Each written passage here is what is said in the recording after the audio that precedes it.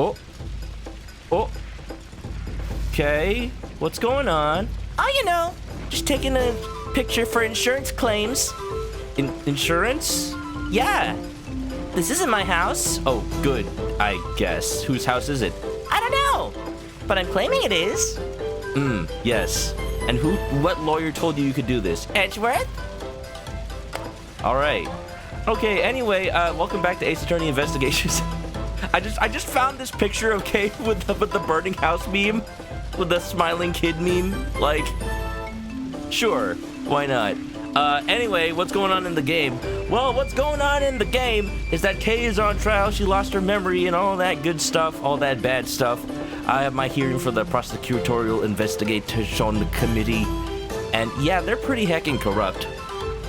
Yeah, we've gone through the beginning of it already, showing how much Edgeworth is willing to go for his friends, for people he's just met, for people he knows are innocent. Because that's what's right. That's what it means to be on the side of law. Not burning houses down. But, you know, actually, you know what? I know who burned this house down. It was Blaze the Best.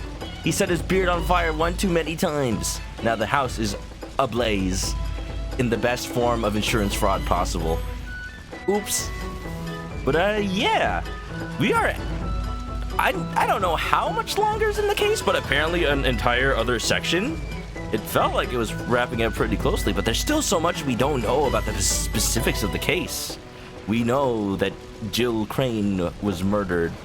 We know that she put on a red raincoat, and that's about it. Who murdered her? Who was the conductor of the black market auction? Why was there an auction? Why is the bull missing a horn? We'll find out all this time on Dragon Ball Z. So, let's get into it.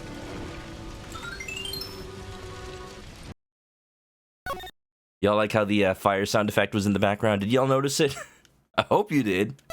So we're not technically in the last part of the chapter. We have one more testimony, but I feel like this is where everything turns around. Everything Yaku 10s. So let's give it a 10 out of 10. Round of applause for Granny Young, everybody. Error in the Autopsy Report. Is that a new, like, band? Is it like Panic at the Disco? There are no mistakes in Granny's autopsy reports. I've been working with corpses longer than you've been alive. Remember, Granny Young is actually speaking through Karen Jensen, so it's just Karen doing an impression of an old lady. You know, Dr. Young actually sounds like, you know, a normal member of society. There's no way I'd make a mistake in writing the autopsy report. Ouch! I got nothing to gain from falsifying the autopsy report. You mean falsifying? That's what I said, Sonny. Is what she says, see? There's nothing strange at all. You know, when you're giving legal testimony, unless it's interpretation, I'm pretty sure the person actually giving the testimony should speak. I don't know. Does she not actually speak English? Yes. That's right, you know.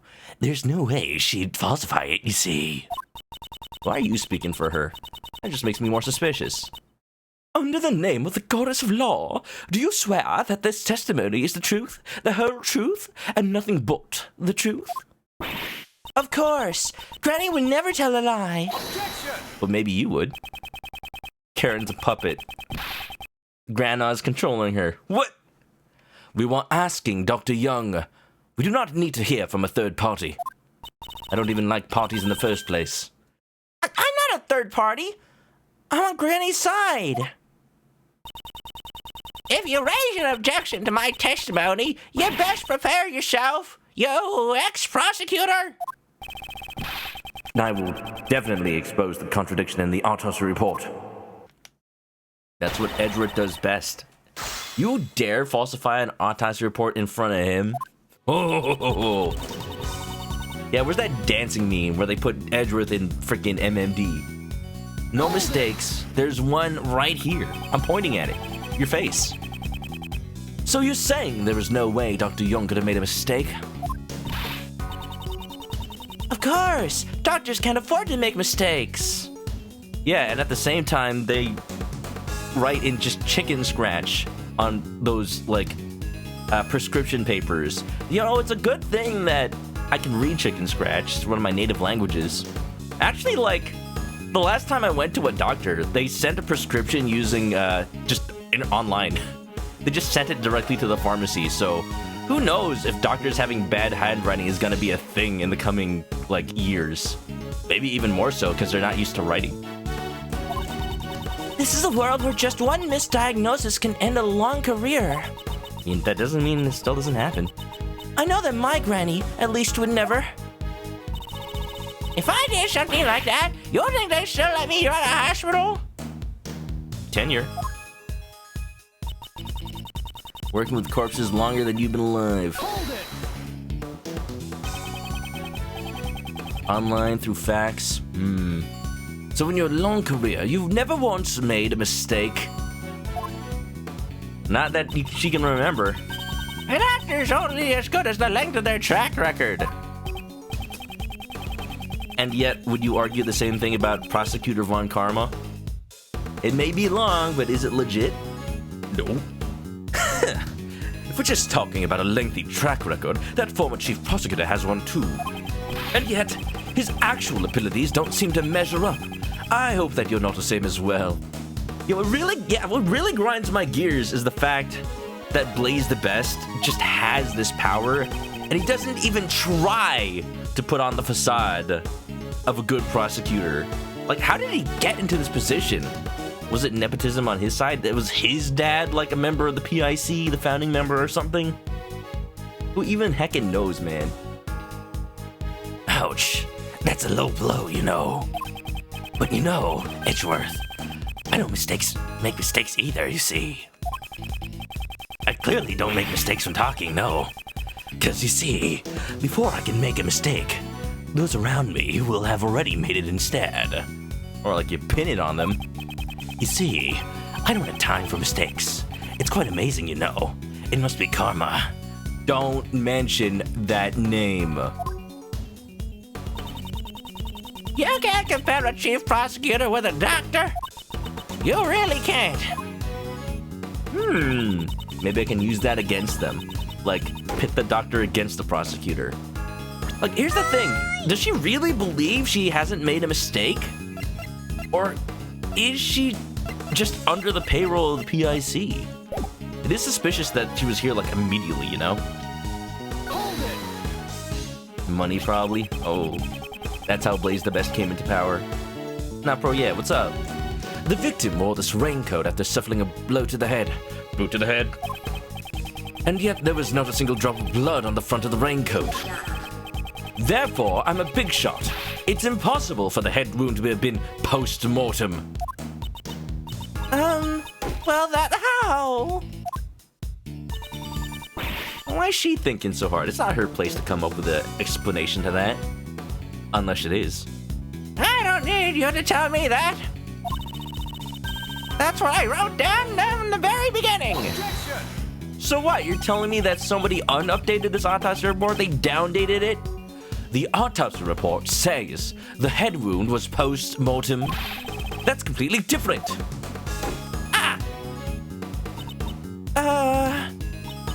Yeah. I relayed to Karen what to put down in the autopsy report. After that, it's none of my beeswax. So what? Karen wrote it down wrong? Relayed to Karen? Please elaborate on that. So she did write it for her. Is that legal? Probably not. I'm the lawyer. I say it's not. So, yeah, no, like, Blaze the Best is just a big old no you card from Uno on a stick. And, like, it's probably on purpose, but it's giving me big vibes of the last case of Ace Attorney Investigations 1. Diplomatic immunity! Where the person in charge is just like, I don't even freaking care what evidence there is against me. I just say, you can't. And then I win. This is how life works for me. Tough Cheetos. Cheetos? Hold it! Beeswax. I would like to verify once again what you saw when you examined the body.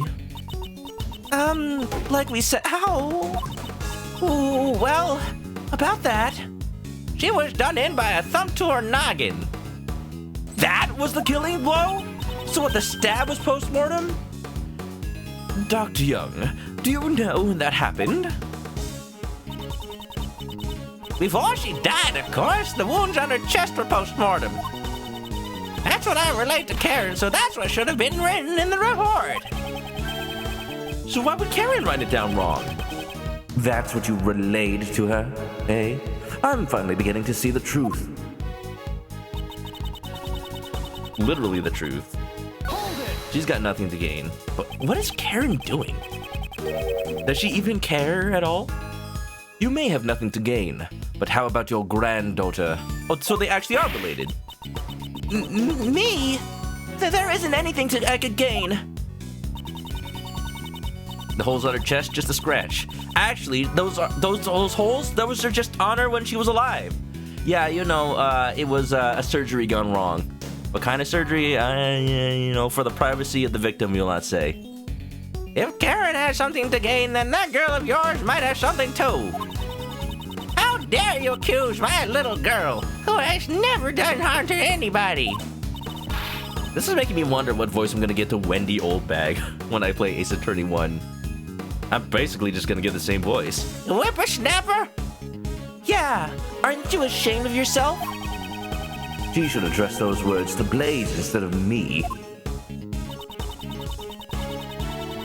I swear that the autopsy report wasn't falsified.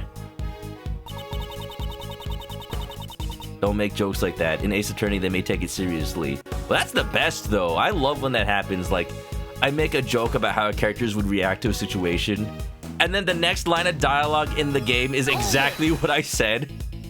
You know, stuff like, keep talking like that, Gumshoe, and I'll be reviewing your salary in your next performance report. And then the text just says that. Oh, not my instant ramen. Did you notice anything strange when you were performing the autopsy? I wonder. What is it, Granny? A strange man came by. Is it Blaze? Who are you calling strange? Oh, it was me. What? He wore some really strange clothes. He even had a frilly thing around his neck. Uh-huh. Uh-huh. Do you happen to know the name of this person? If not, we'll just leave them anonymous in the court record.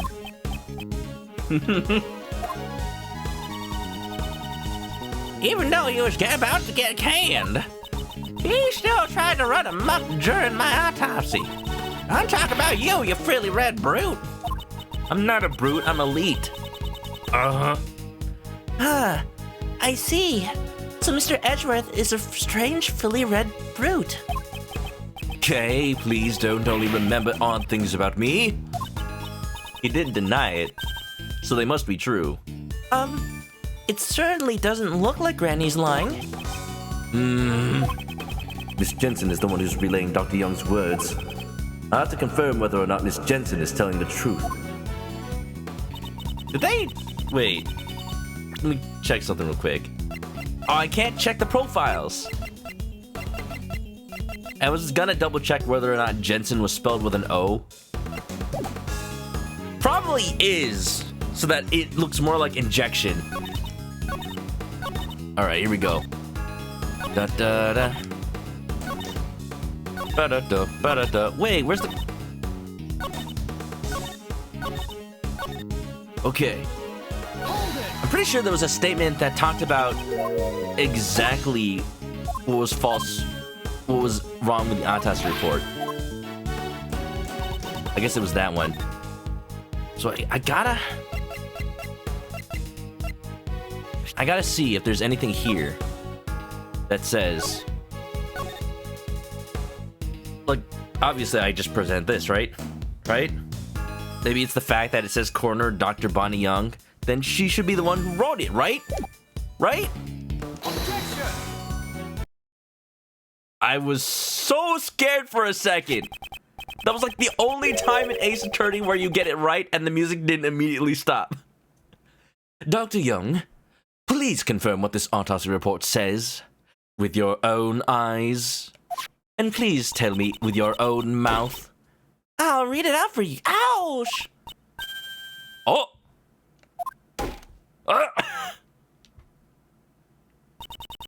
Poor Karen. This autopsy report wasn't written by me. What? What do you mean? You know, I found it a little bit weird that I wasn't the one who was given it. Yeah, and then Blaze the Best had my evidence for a while, so who knows what he did with it? I don't know. Okay, enough of this slapstick routine. Like, somebody own up to this autopsy report.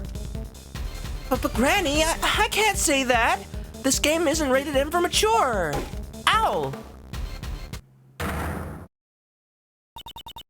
Edgy and his frilly things are not silly. They're perfectly cromulent chest wear. Miss Jensen, if you are trying to keep the truth in the dark, well then, in place of the goddess of law, I shall hear your confession. So she does confessions too. She really is a priest. Judge Courtney is talking with Dr. Young in private. What? Is that true? Understood. I shall convey your words to everyone else, Dr. Young. That's not how you're supposed to do confession. Who knows? I probably relayed the autopsy report orally to that child. It seems my granddaughter must have mucked it up when she was writing it down. Wow. Oh. Yeah, it seems my granddaughter mucked it up when she was writing it down. Oh yeah, just imagine that voice coming out of Justine. Wow, she mimicked her voice perfectly. There was no need for her to go that far, though. Oh yes, there was. Oh, Justine, who knew you were so silly? In other words, the contents of the autopsy report had been falsified. By your hand, Miss Jensen.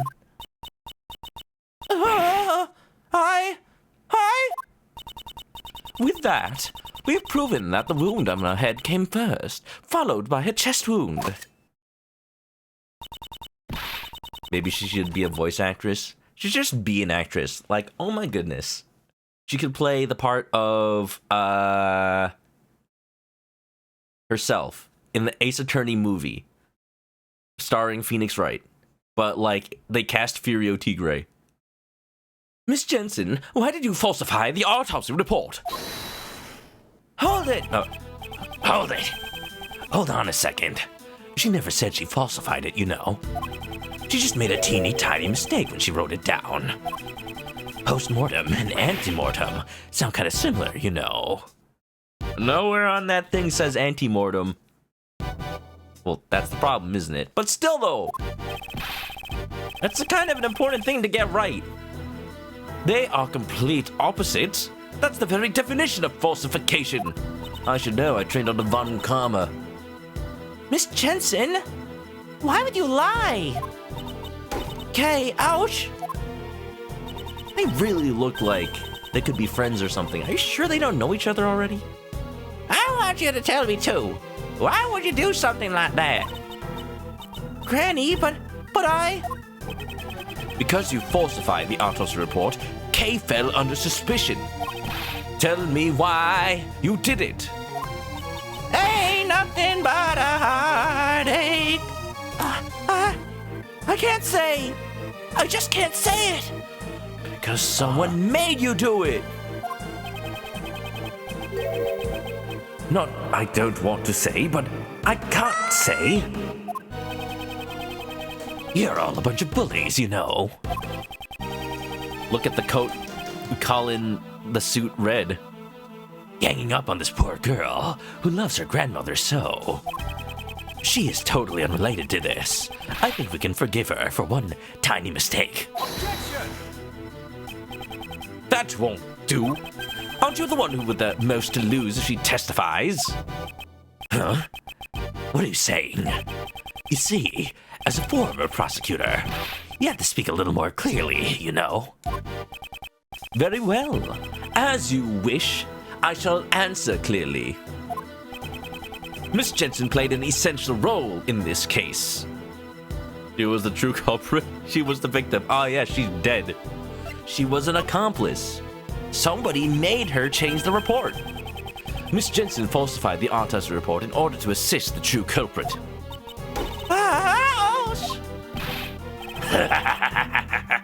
This girl is an accomplice. What, you're gonna ask me to who? I'm still figuring it out, man. Give me some time. What's your basis for that claim? It was impossible for a single person to commit this crime in the first place. The crime could not have been committed without at least 2 people, namely because the number of people wouldn't match. AKA, you need somebody to take the place of the person who got murdered. That's why there were still 11 before and after. I remembered that. Thank goodness I played this yesterday. if the conductor was the culprit and one of the auction guests was the victim, it would contradict the witness's testimony that there were 11 people after the incident. What now? You got a problem with my testimony? No, actually, I believe it for once. For once? And scratch that from the record. Not at all. Rather, it is because I believe your testimony that's why an accomplice must exist. Yeah, there you go. So, you still want to admit that your reasoning is wrong? I'm pretty sure Blaze is just insane. Insane with power. Up until now, we had not even considered the possibility of an accomplice. Spoilers, absolutely origination, although it may be a little too late for you. Hope you're doing good. How was Spyro, man? However, if there was an accomplice, it changes the entire story completely. If the accomplice took the murdered auction guest's place, then the number of people remains 11! 11! Ooh, I see now. So that's what you're thinking. See, ironically, I have no fear of this man. If he was actually a good prosecutor, he'd be able to lie his way out of anything I figure out. But because he's not used to people challenging him, he has no way of rebutting me. Rebutting me? Rebutting. But you know, wouldn't that have been quickly discovered? Not if it was covered up. And the fact that they just cover their faces. Voice changers, how would anybody know? Miss Jensen and the victim have similar physiques. If she wore the victim's mask, she could have easily taken her place. Miss Jensen, did you switch places with the victim? I wouldn't. Who was the conductor?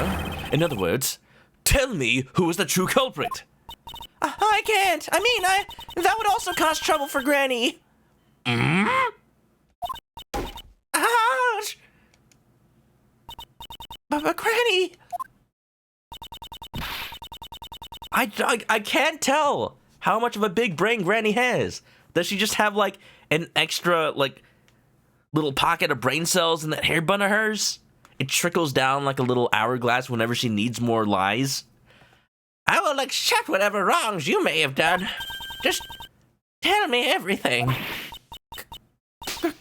Granny! Whoa! That was an easy breakdown. Her hair actually kind of looks cool like that, like Sideshow Bob.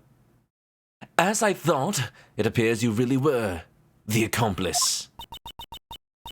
Miss Jensen! Why? Miss Jensen, would you please tell us? Oh, cool. They got her hair all fixed up in that 1 second. Yes. It's okay, Granny. I'm fine now. I switched places with the victim, Miss Crane. So they were in cahoots. Oh. How deep does this go? I wonder, did Miss Crane and Karen and Caden all know each other? It's still hard to tell how many of these pieces of evidence were real or if they were fabricated. This was a letter in Kay's possession, but now I'm like, wait, was that also planted on her during this whole thing? I can't even trust that piece of evidence anymore. It's so hard to believe in the evidence when I don't know which ones of them are real, which ones are false. Enjoy the lurk, Weenie. Ah, yes, mistakes. Only tiny when they, when they hurt your case, Blaze. You admit to being the conductor's accomplice. Yes, I helped out the conductor. I don't really know why, but for some reason, the conductor was expecting to be attacked by Miss Crane. The conductor expected an attack from the victim? They were so sure it was going to happen that they came up with a plan to counter it. It worked a little too well. Doesn't that make you an accomplice in murder, Karen? A way to beat the victim of her own game, and that's when I was called in. I was told to wait in the storeroom before the auction began. Where? Whoa there! You ain't fooling my eyes! If you were waiting in that storeroom, I reckon I would have bumped into you. After all, I've been in that storeroom up in there the entire auction. I'm telling the truth. I wonder about that, you know. Can we really believe a girl who would falsify a report? Okay, Blaze, you can't have it both ways. You can't accept that she falsified the report and then also reject her testimony. Huh. There should have been many places to hide in that storeroom. Then by all means, tell me, where did our little nurse hide? Dark Age of the Law, baby. The place in the storeroom Miss Jensen hid was... So, the only place that even looks like a hiding place in my evidence that is in the storeroom is that box. I still don't know why there was blood in here unless Kay was put in here after Miss Jensen left. Remember, Lotta Hart wasn't able to look in the box. She hid inside this costume trunk. A costume trunk, eh? Oh, now that you mention it, that box was already there before I snuck in. I figured how it hid in there myself. Well, it was wrapped up nice and tight with a chain. Did they get assistance from the Gramarye troop? How did they escape from a locked box from the inside? Blaze twisting his logic so much his brain is a pretzel. Each neuron tied in a Gordian knot. And it was locked too, so I had to give up. I suspect that when you sneaked into the room, Miss Jensen was already inside the trunk.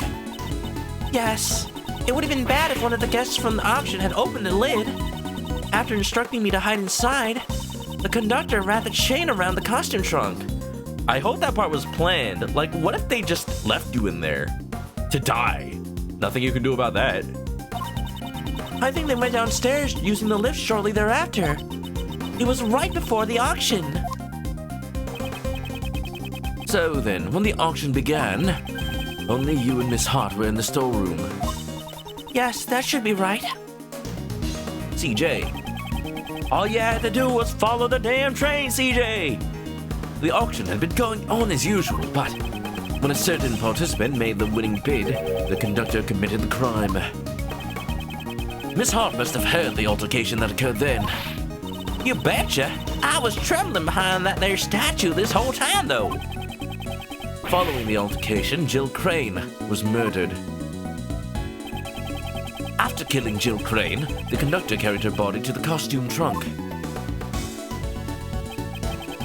And Miss Jensen, who had been hiding in the trunk, was made to take Miss Crane's place. The victim's body was placed inside the costume trunk. The conductor then took Miss Jensen, who had been made to look like Jill Crane,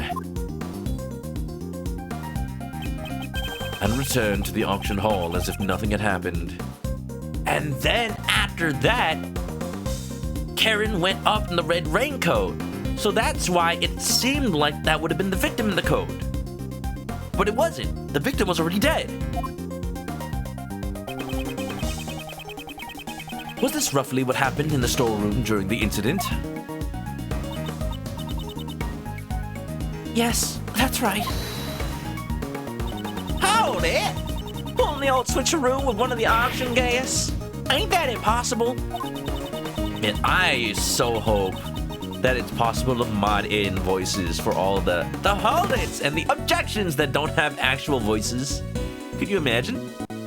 That gal and the murder victim are two completely different people, you know. Don't you reckon one of the other participants would have noticed and caused a ruckus? Lotta, we just went over this. No, not at all. The reason they didn't notice the switch was because she acted like the victim. Stole the victim's clothes, used the victim's name. All of the above, basically. Well, not the name, because it was anonymous. Most likely, oh, well, okay, the clothes. All the above, technically. Since her face was hidden, that's probably why no one noticed. You dummy! Even if her face was hidden, they still wore different clothes. Okay, but the other thing I was going to argue later was that somebody put the victim in the conductor's clothing so that they looked like the conductor. Could have been the case. It seems I was wrong. The face was hidden by a mask. What else would have been necessary to change into Miss Crane? Henshin a go-go, baby? Basically, Beautiful Joe. Hey, city boy, tell them his train. Why ain't nobody find out why they switched places? Stole the victim's... Oh, wait, yeah, it is the clothes. From what I can tell, Miss Jensen and the victim appear to have a similar physique. Furthermore, there was a rule requiring a mask to be worn during the auction. If their clothes were the same, I doubt anyone would have noticed she was a different person. Yes, I blended right in. Why am I the one that has to explain this if Karen is willing to testify? I borrowed Miss Crane's clothes and... Ow! Yeah, I mustn't embarrass the dead like that. I know. I also thought it was pretty heartless to leave her exposed like that. Naked! Oh! So when the conductor wasn't looking, I covered her up in the raincoat that was up for auction. Oh? Covered her up? Oh!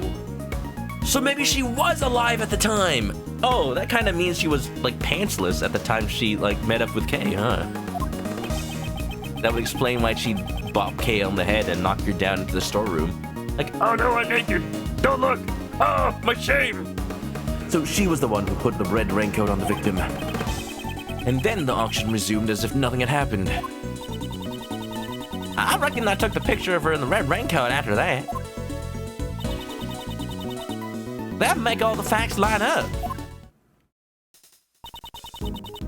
She's naked! Don't look, chat! Right here! Like, you don't know they're not wearing pants. They might actually not be. Oops. After I took the photo, I went over to the left to sneak a peek down below. I witnessed the 11 participants, and then I hightailed it back there behind the statue. Don't tell me you were hiding there the entire time until we found you. No, that's... How should I put it? What is it? Did something happen? I didn't mention it before, but after I must have dozed off a mite. To be more precise, I fainted? Well, something like that. She's not really known for, what's the word? What's that condition where you sleep, like, anywhere? On the tip of my tongue, it's like, it's the one that Rowan Atkinson has in the movie Rat Race. I don't know why, that's my example of it. I think maybe somebody filled the room with knockout gas? That could also explain why Kay couldn't remember anything. Maybe she got the brunt of it. So something did happen. It ain't no big deal. Kinda embarrassing to say, though. There was this huge ka-thump sound all of a sudden. I was a little surprised by that. It was right after I just witnessed a murder, so I was shaking in my boots. My heart sort of tightened up, and I was off to La La Land. Los Angeles? Yes, that's where you are. Oh yeah, we had a little discussion about this. About, like, whether or not they've actually said that this game takes place in Los Angeles. Turns out, the only time they've said it in the games themselves is in Spirit of Justice. So, like, that would make sense why it's a recent memory in my mind, even though I feel like I didn't always know that.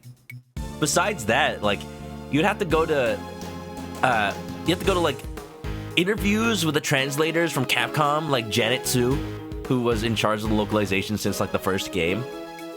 And then in there, she tells all, like, yeah, in our headcanon, this game takes place in alternate reality Los Angeles, where, like, Japanese-American culture wasn't as stifled as it was in real life. You know, like Big Hero 6 San Francisco, something like that. So that's interesting to think about. Because they do kind of allude to it. In the first game, some of the characters say stuff like, yeah, we're west of the Rockies. Or, like, there's a cowboy that's like, I'm from the West. West LA. So he's from Santa Monica, huh? Yeah, tons of cows to wrangle over there. When I woke up, it was already the next day, around the time y'all came by the storeroom. I see. So there was a large sound. Miss Hart, I take it you do not know what transpired in the storeroom beyond this point? I guess. But after the auction, all the masks were properly returned. So I reckon the participants exited the storeroom just like I done said. All the masks were returned. So that means this one was planted on Kay after the fact. Miss Jensen, what were your actions after the auction resumed? I took the victim's place and participated in the auction. The conductor instructed me to win the bid for the costume trunk. Because the body was inside it. It would have been bad if another auction guest won the bid for it. And then that would explain why there's blood in there. So, okay, the blood in the crate, I assumed it was Kay's, but I guess it would have had to have been Jill Crane's. Yeah. Anime has it set in Japan. Well, yeah, the anime has it set in Japan because the anime just goes by what the Japanese games did. If you actually watch the dub for the anime, they just make it vague. They don't say Japan, they don't say America either. So I guess that was their solution to it, since they still use, like, the American localized names. What's the matter? What's your name?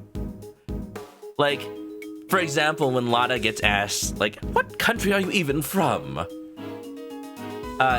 In Japan, in the Japanese dub, or, you know, the original dub, Lada goes like, I'm from Japan! I'm just from Osaka! Something like that. But they get around it in the dub by saying, I'm from this country, the heart of the heartland. Not saying any specific country, just this country. Yeah, to shut me, that's me. I didn't know you spoke chicken. It would have been bad if another auction guest won the bid for it. You didn't realize the box was empty? Windy says, reminds you, Seamstress, who was an Ace Attorney fan, graded the suit in the game. Graded the suit? Didn't play the game, complained that Jill's white suit is good looking, the size is too big for her body. Well, yeah, because it's not her suit. That makes sense. Interesting. No, we only found out when I came up to the storeroom to pay the bill. The conductor was with me and told me to go search for her immediately. And then, I found another girl collapsing from the ladder. Ah, so Jill actually did rise from the dead. Man, they should have locked the trunk. Kay. Yes, she probably fell down from the roof and lost consciousness. Maybe the victim left the hatch open when she went up to the rooftop with no pants? I understand now. Kay was surprised at seeing the collapsed victim and did not notice the open hatch. She must have missed her footing and fell down into the storeroom. Miss Hart, I've determined the sound that made you faint. It was likely the sound of Kay falling onto the storeroom floor. That might have been it. Though I reckon it was kind of pathetic to faint over something like that. No, that's... Lotta lives for the journalistic scoop. The scoop, if you will. There has to be something that made her actually knock out. When Miss Jensen found the unconscious Kay, Miss Hart was also unconscious behind the statue. The situation is becoming clearer to me. Miss Jensen, please continue your story. After I found Kay and the victim, I put them both in the trunk. So they were both in there. Okay, I guess I'm not totally wrong on that. If the customers at the auction found out, there would have been a huge commotion. Was this an order from the conductor as well? Yes, it was. Let me just say, I am kind of surprised that not just Blaze, but just also the rest of the PIC are not objecting to her testimony or, like, trying to get her to shut up. Because we know at least one PIC member was in the auction. Who knows how many others were as well? Who knows what she's gonna reveal that just puts Blaze's entire story in jeopardy? Or maybe Blaze doesn't care. We'll see. Yes, it was. But since I secretly decided to put the raincoat on Miss Crane, I had to dispose of the raincoat without the conductor noticing. So, the conductor didn't anticipate the raincoat becoming another piece of evidence? And finally, We dressed Miss Crane in a spare conductor's outfit. I see. In doing so, you made the victim appear as if she was the conductor. In the end, the auction ended without anyone noticing anything. Oh. This doesn't seem the best for my story because it means Jill maybe was murdered on the rooftop with Kay. Ah? Miss Jensen, your crimes have become clear. If you know anything else, please hold nothing back. I want to help you more, but that is all I know. If I had to say, there's just one thing that bothers me. It's the fit of that suit. It's just too big for her. I wish we had a conductor suit that actually fit her. No time for tailoring. Yeah. He wanted to point out that the seamstress did not play Ace Attorney in Investigations 2. Yeah. Like, it's cool that they were able to tell that from the drawing, which means that, like, whoever had the assignment to draw that suit on the victim, on the art team at Capcom, they understood the assignment. Like, I would like to see the internal documents that get shared around when art needs to be made for certain cases and whatnot. Like, the artist probably had to know everything. Everything. Like, the reason that she's wearing the suit, like, whether or not she was stabbed before or after, whether or not the head wound was before and after, because then they'd have to accurately paint the blood and then note that the suit looks too big. Like, actually, now that I'm looking at it, you can tell because the way that, like, their sleeves are all baggy. For sure. When I took Miss Crane's place, I borrowed her clothes. But there was no way for me to borrow her hair. Ouch! What kind of coroner's assistant goes around stealing a corpse's hair? Sweeney Todd? Well, you know, the corpse part happens after he cuts their hair. And then their neck. I would think that robbing the deceased of their clothes would be questionable enough. Both the color and the length of our hair is different, so I was worried about how to disguise it. However, the conductor even had a wig prepared for me. So, the conductor wasn't only planning to counter, they were planning to counter murder. In fact, he had two of them. Okay, did you say he? Did you say he? Inside the costume trunk, there was both a straight wig and a wavy wig. Did they also anticipate needing to kill Kay? How far ahead was this planned? Two wigs? Why were there two? Just in case you wanted to look pretty. Who knows? Maybe it was a precaution in case the victim had changed her hairstyle. Really? I ended up just using the straight wig to match Miss Crane's hair. So that means the wavy wig was left unused. Karen's testimony jotted down. Is that really all you know? Yes. Yup, that's really all I know. So that means you don't know who the conductor is? I'm sorry. I only knew the person as the auction conductor. I never saw that person without a mask on. The conductor seemed to be on guard towards everybody. Ah, of course. It was Matt on guard. She just said the name out loud. At this rate...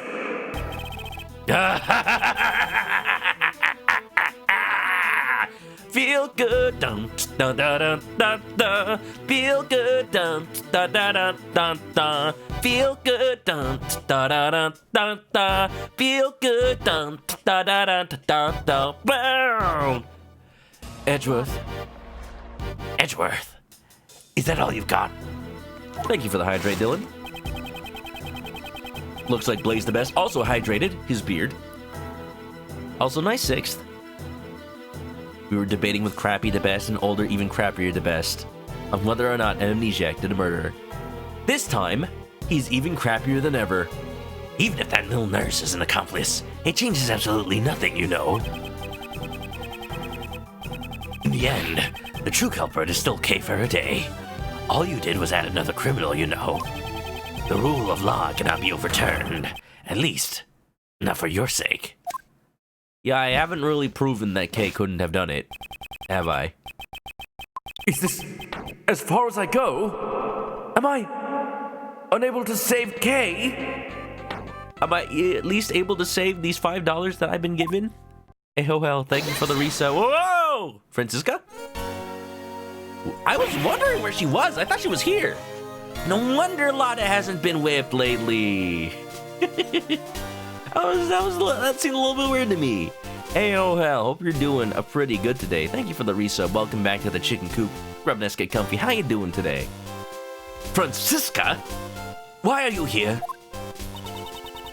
Didn't I tell you, Miles Edgeworth? Whenever there's a case, I will follow. Prosecutor Von Karma, your hard work is most appreciated. Has she been investigating this entire time? Oh, is she being my gummy today? Coming in with evidence? Evidence. However, don't get the wrong idea. I only came here to find out the truth behind what happened to Kay Faraday. I don't plan on forgiving you for abandoning the prosecutor's paths. Okay, can we stop name-dropping the title? Like, somewhere out there, a Peter Griffin is pointing at the screen and saying, "She said the thing! She said the thing!" I understand. You should thank your former subordinate. He gave me some valuable information which may save Kay Faraday. Detective Gumshoe did. Gumshoe coming in for us. Every single time. Beautiful. Listen well, Miles Edgeworth. This will be the final piece of evidence. Jill Crane suffered the wound on the head first.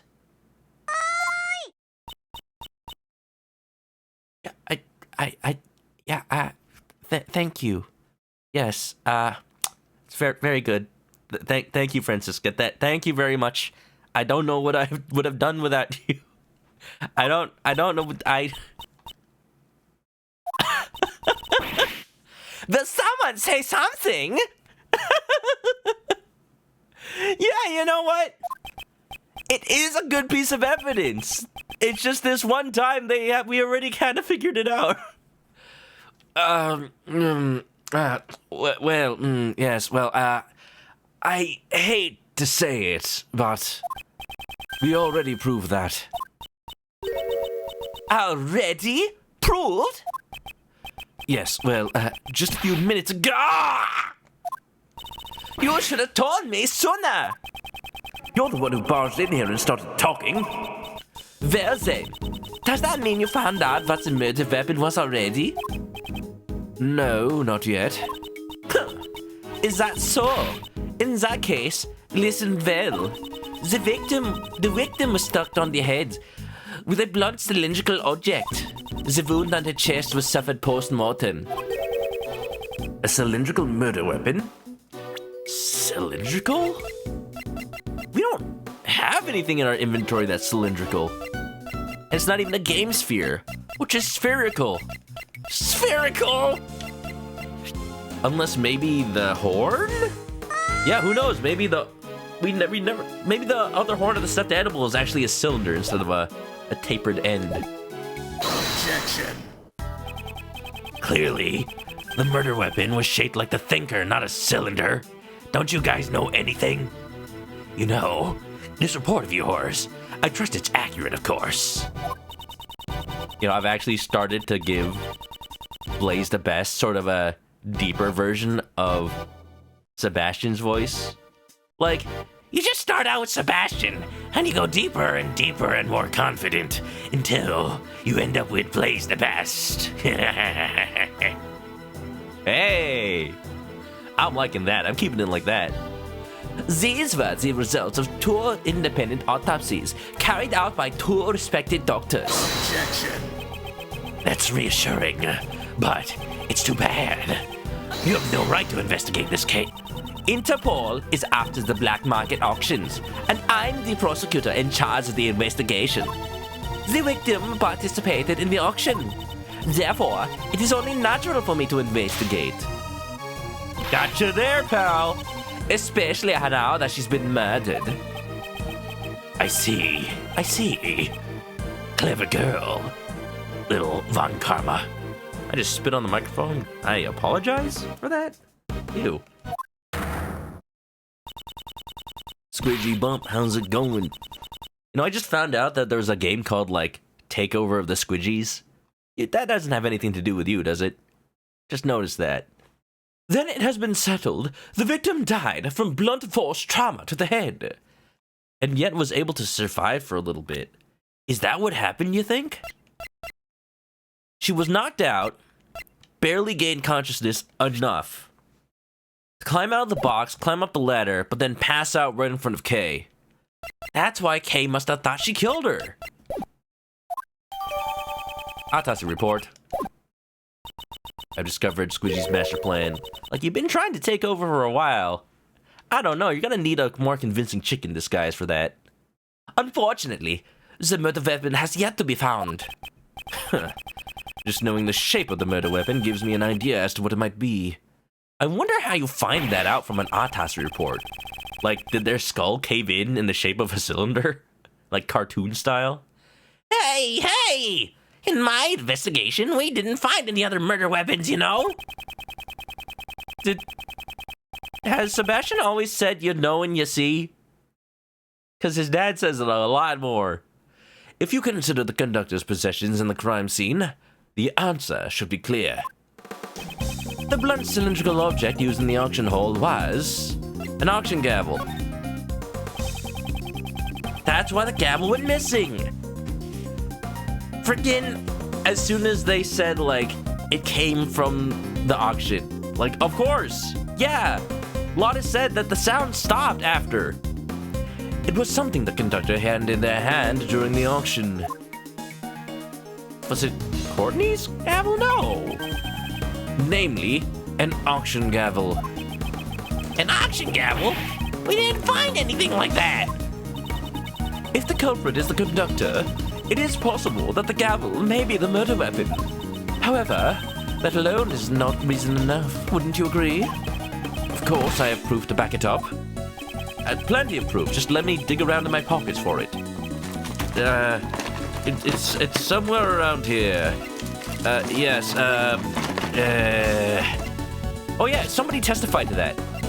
Lotta, right?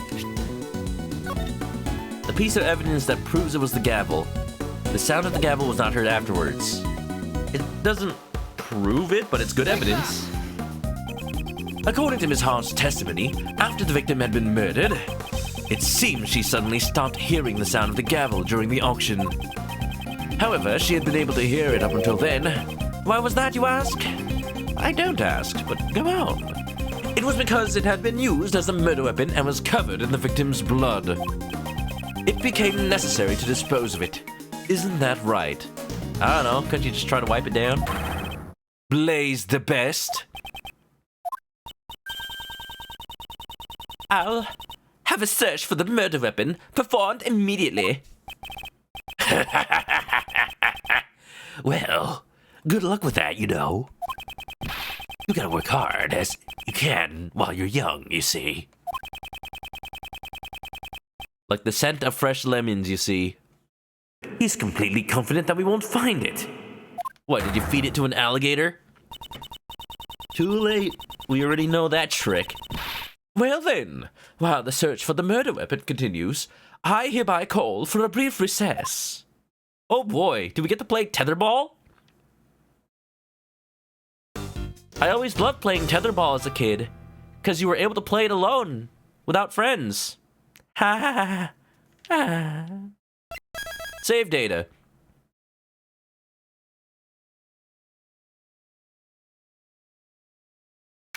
Prosecutors, pass. Francesca, please. If you keep name-dropping the title. I don't know, Sebastian the Best is going to try to make the best the title. Ace Attorney Investigations 2. The best investigations. There you go, that's what they call the third game. You play as Sebastian the Best. And somehow it's gonna be an amazing game. Just you wait. Just you wait. April 6th, 9:18 a.m. Grand Tower PIC meeting room. Yu-Gi-Oh! Y'all allow Yu-Gi-Oh! On the recess during your school days? The second that, like, Pokemon cards became a thing. Yeah, they got banned in my school. After a while, though, there was a good, like, week of us trading cards. That was a good time. Order in the court! Prosecutor Von Karma, your report, please. I have bad news.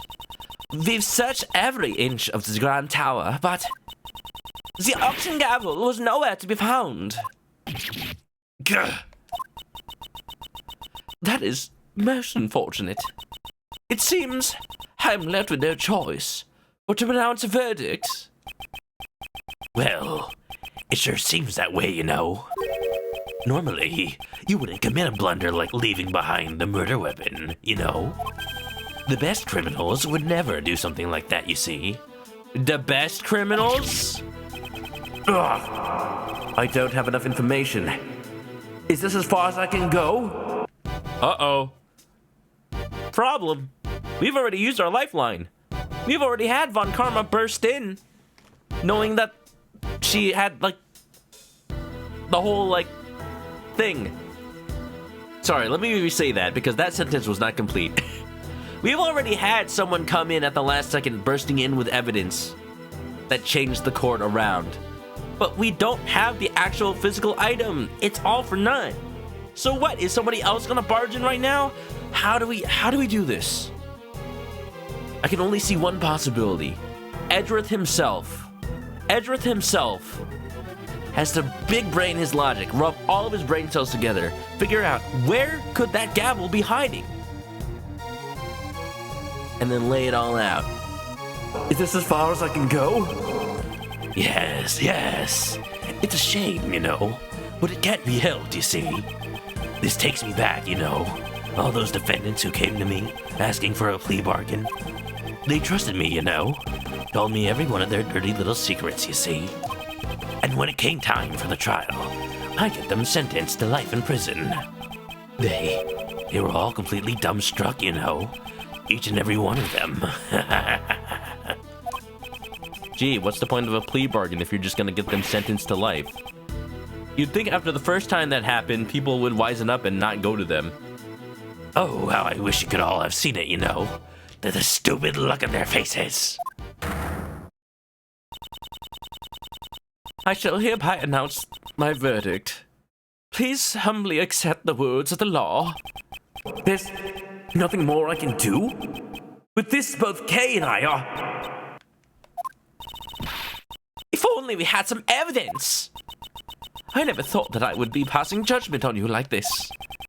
Is this the end? It's never the end. Never the end. Somebody come in. Larry, please, anybody! The defendant blazed the bet. Hey, what? That's not, what? What? What? Oh, okay. Thank you. Didn't expect that. Courtney! The person that came to my aid was the judge! Why you gotta make me worry like that? Oh my god! My heart was pounding. The court Gyakuten itself! I hereby indict you! What? What? Oh? What's gotten into you all of a sudden? She's standing on this side now. Now she's flipped her hair around somehow, some way, that quickly. I have here documents regarding a certain case. The IS-7 incident. What? The IS-7 incident? Again? A case that happened 18 years ago. Documents, you say? Why would you suddenly... Wait, you don't mean... On the day of the crime, the record of your key card being used was because... I came to this room to fetch these documents, of course. Although, when I entered the meeting room, it seems it was before the black market auction had begun. Wow, they said it fast. At first, I told you I came to gather documents about you, Prosecutor Edgeworth.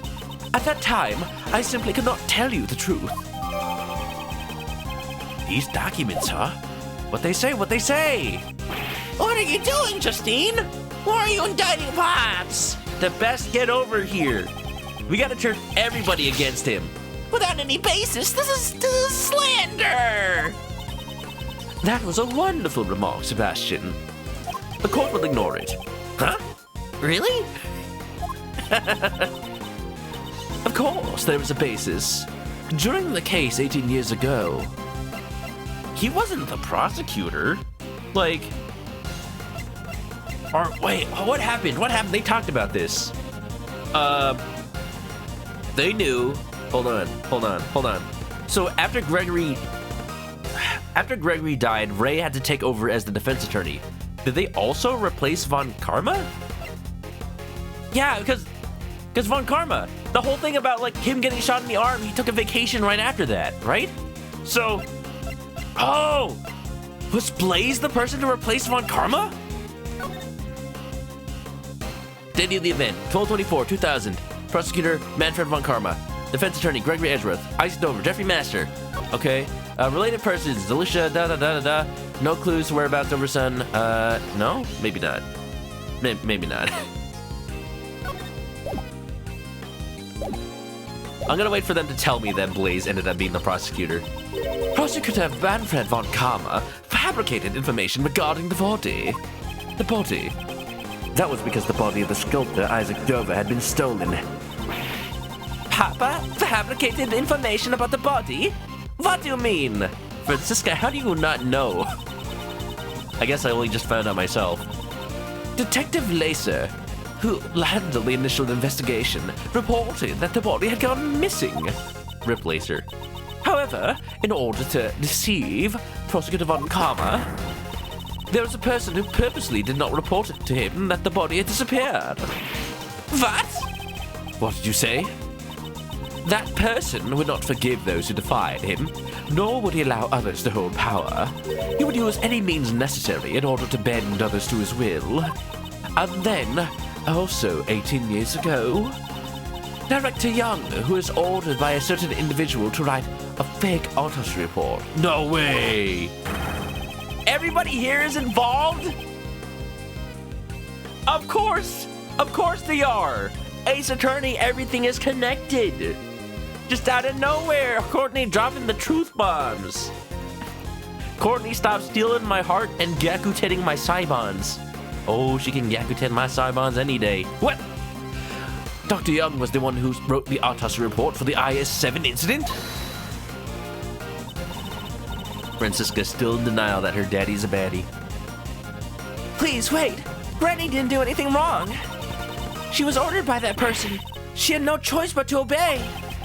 That person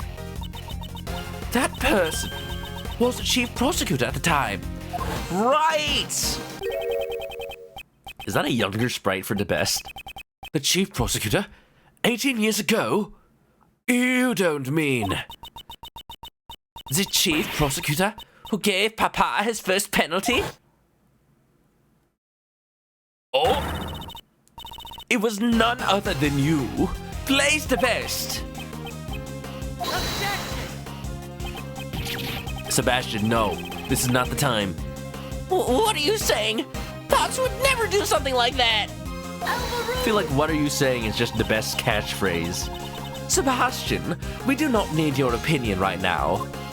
But I just want shush. Could you just not shush?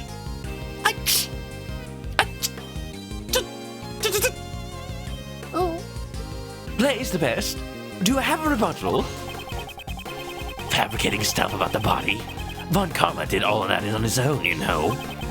Falsifying the autopsy report. Young, you would actually do something like that? In frickin' denial.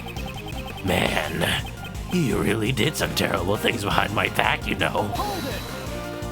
You don't even try to lie your way out of this one, man. I see through your facade. Seeing as how all the parties concerned are here today, we should ask them directly. Please wait. Granny is out. Granny, I'm sorry. I knew. That's why Yeah. Yep. Because if I didn't, he would have said he would expose you. Just like you exposed Jill Crane before you put the coat on her? If I didn't assist in the crime, Granny would be prosecuted. That's what that man, the conductor, told me. Again, saying the conductor was a man.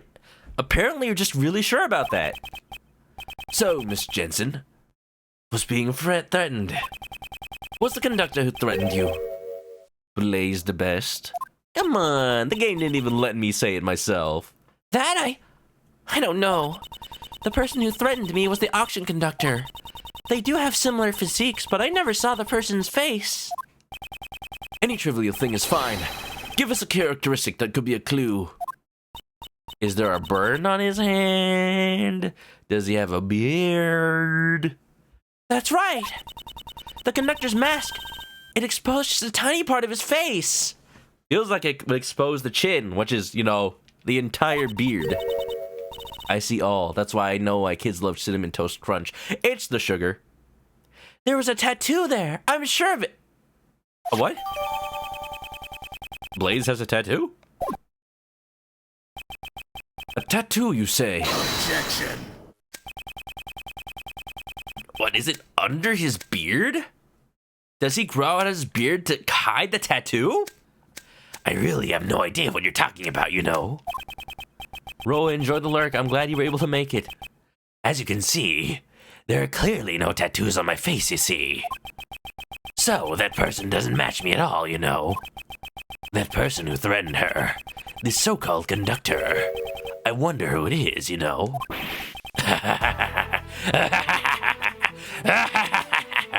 I don't know anybody with a facial tattoo. What? Wait. No.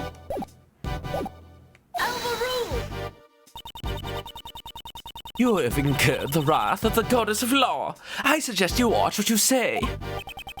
Hasn't he incurred your own wrath rather than the wrath of the goddess? She is the goddess. That is the truth, Edgeworth. You just have to appreciate it. Accept it. Jill Crane has been pursuing you, just as I have. And I will not let her death be in vain. Crane was, you know. You say she was pursuing me? My. I didn't really know her that well, you know. I don't mind girls chasing after me, you know. Sir, don't you have a wife? Or at least a baby mama? I don't recall her ever falling for me, you see. It was a temporary tattoo. Yeah, you know, like one of the ones you get at Chuck E. Cheese. It was actually just a little temporary tattoo of Freddy Fazbear to throw us off the scent. You didn't know the victim well?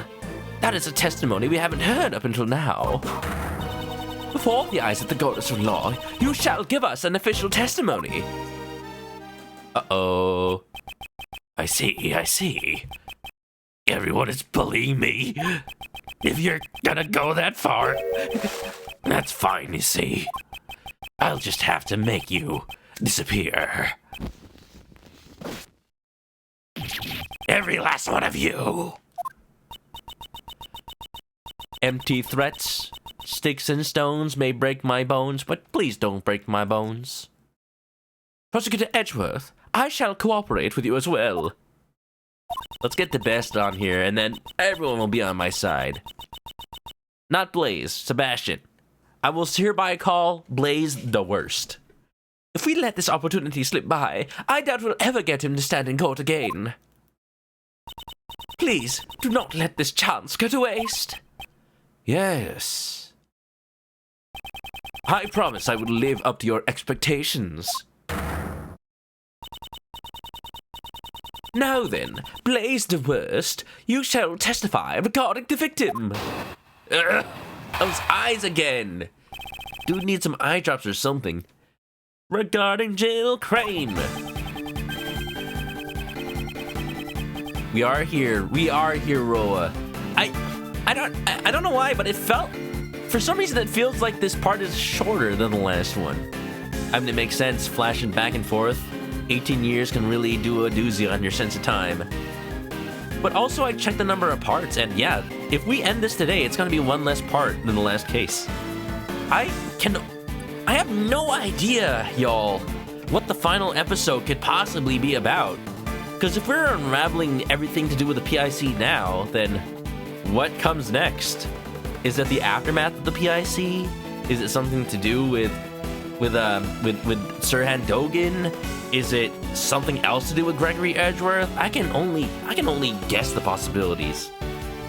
The victim, Jill Crane, was a member of the prosecutorial investigation committee, you see.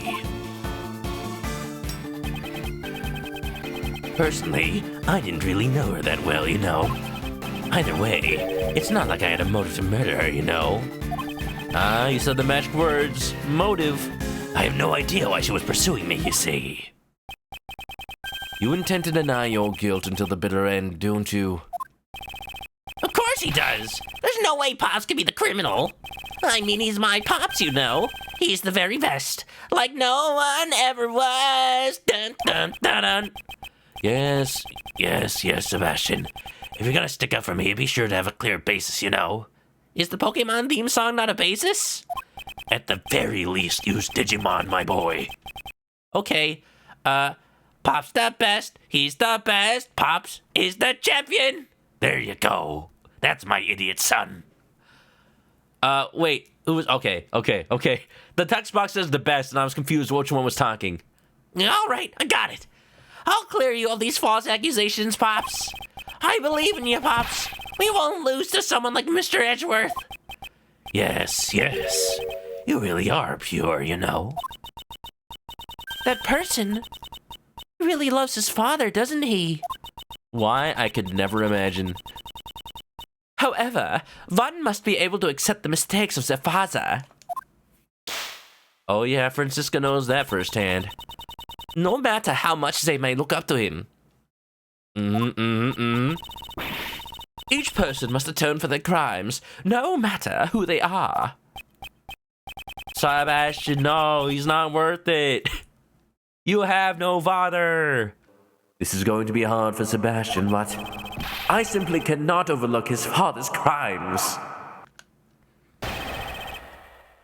You know, now I kind of want to see Sebastian fan art as like a Pokemon trainer. Okay, question for the chat. What Pokemon would Sebastian have? What kind of Pokemon points all the time? The Clefairy. Clefairy is a little metronome. Clefairy.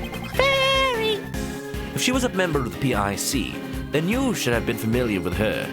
And then maybe a Pokemon that fits his personality, like Slowpoke, because he's a little bit of a Slowpoke when it comes to catching up with the facts of the case. Also Bidoof. Bidoof, Slowpoke, what other Pokemon are no thoughts, head empty? Mudkip?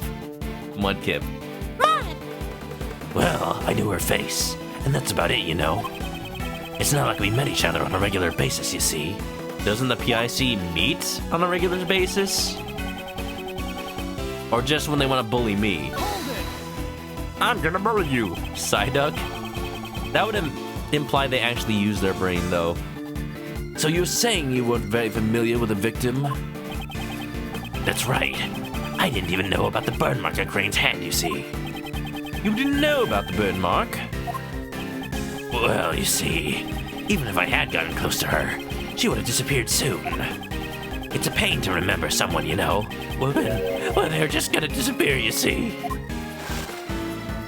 Are you saying that after the fact, or are you saying that like you knew she was gonna disappear? In other words, anyone who defies him disappears. I would like you to add your statement about the victim's burn to your testimony. That's interesting, huh? Only just learned. What proves he would have known that? It's hard because anything involving him is just the testimony that he gave to me when we were in the prison cell. But I don't have that in evidence form at all. Oh, no. Oh, but... Well, here's the thing. I have to first prove he was the conductor. Oh, this is a catch-22. If I can prove that he's conductor, then I can prove that he knew her well enough to have, like, preparations for her wig and everything. Hey, maybe not. Maybe that's circular logic. I don't know. I'm gonna have to, like, come back to this. Magikarp? Ah, but it's a level 100 Magikarp. You know, because he has the power of being the prosecutor assigned all these cases. But because he's already level 100, he cannot evolve. That's actually not true. In later Pokemon games, they made sure that if a Pokemon is level 100, they're still able to evolve, I think. I forget how they do that. Is it like just after every battle? I think it might just be after every battle. So you're saying that you didn't know about the victim's burn? Is that really the truth? You really are persistent, you know. You really think I would pay attention to every little wound on a woman's hand? Maybe. I would think the burn mark on the victim's hand would be hard to miss, unless she always wore gloves. Now that you mention it, Jill Crane would regularly wear gloves. I too did not know about the burn until the incident occurred. Jill Crane regularly wore gloves? Oh. I thought so. She was probably trying to hide the burn mark, you see. I understand how sensitive a woman can be about these things, you know. I'm sure anybody might be sensitive about that. Doesn't have to be a woman, dude. I would like you to add your so-called sensitive understanding of a woman to your testimony. I don't know, something about this. It makes it sound like Edgeworth is intrigued. Like, you know what? I don't have a sensitive understanding of women. I don't know why. I just have a feeling.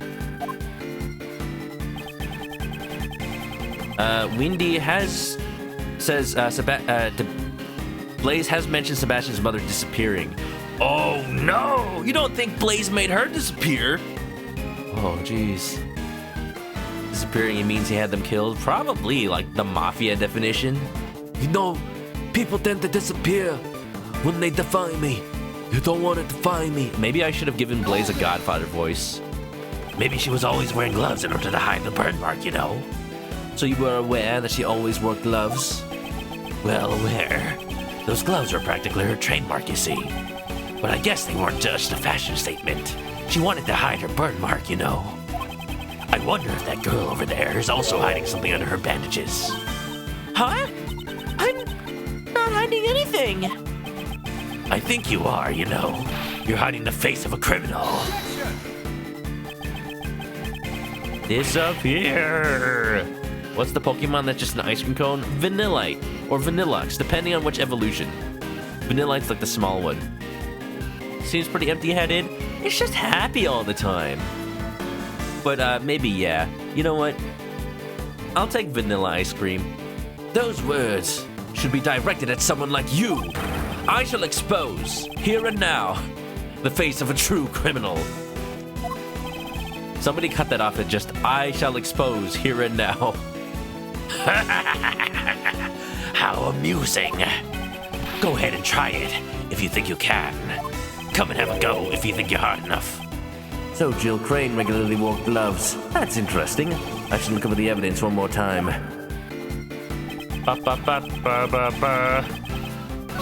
The autopsy report does mention the burn mark on her hand, and there are gloves on her person.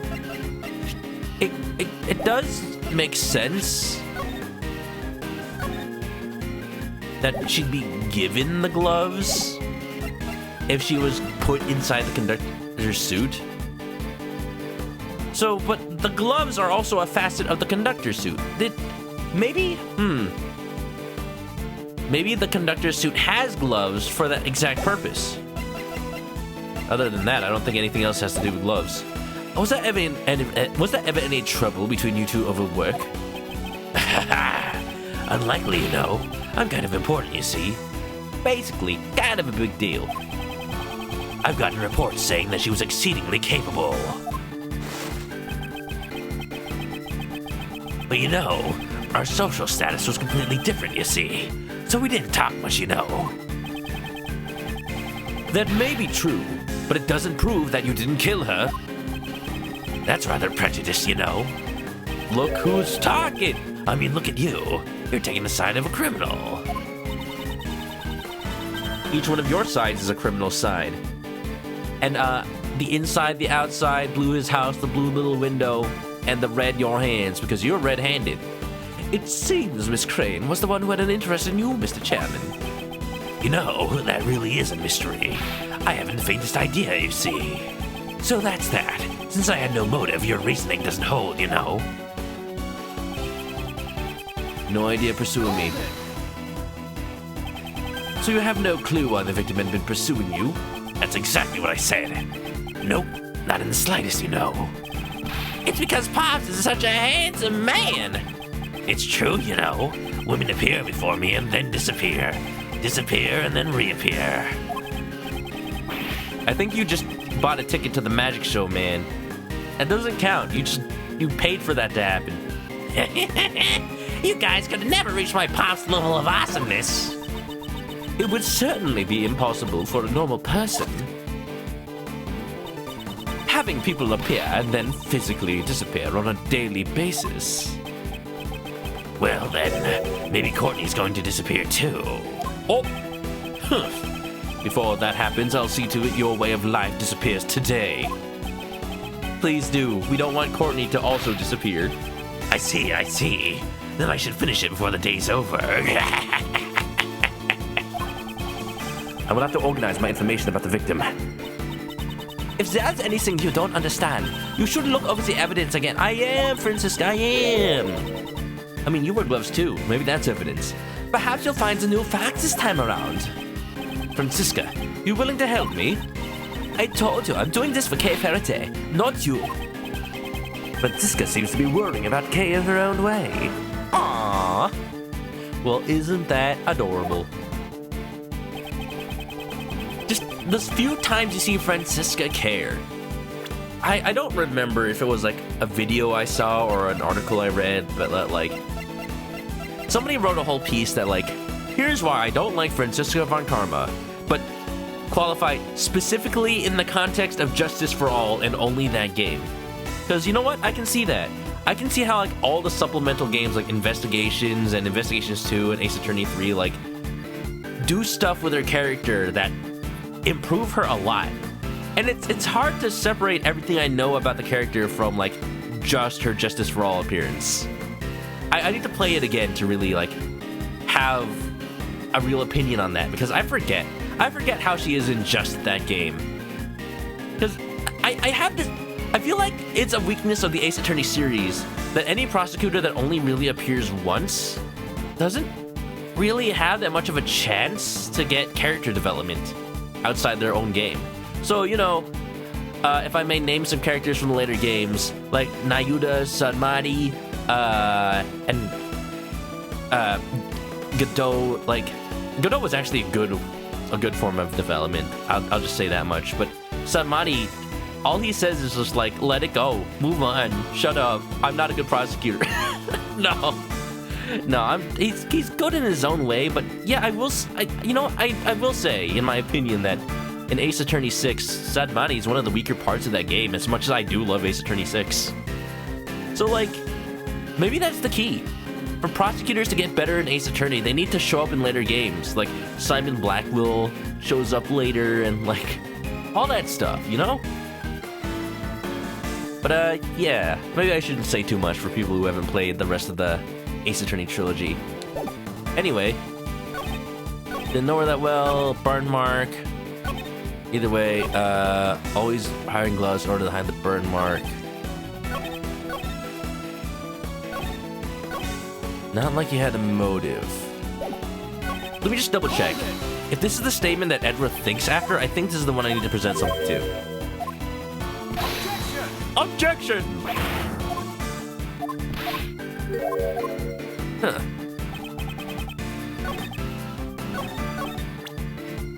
So here we go. How many of these pieces of evidence mention gloves? Autopsy report does mention burn mark.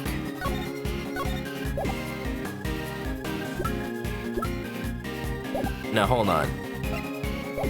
I need to make sure of something. I only just learned that she had a burn mark on her hand.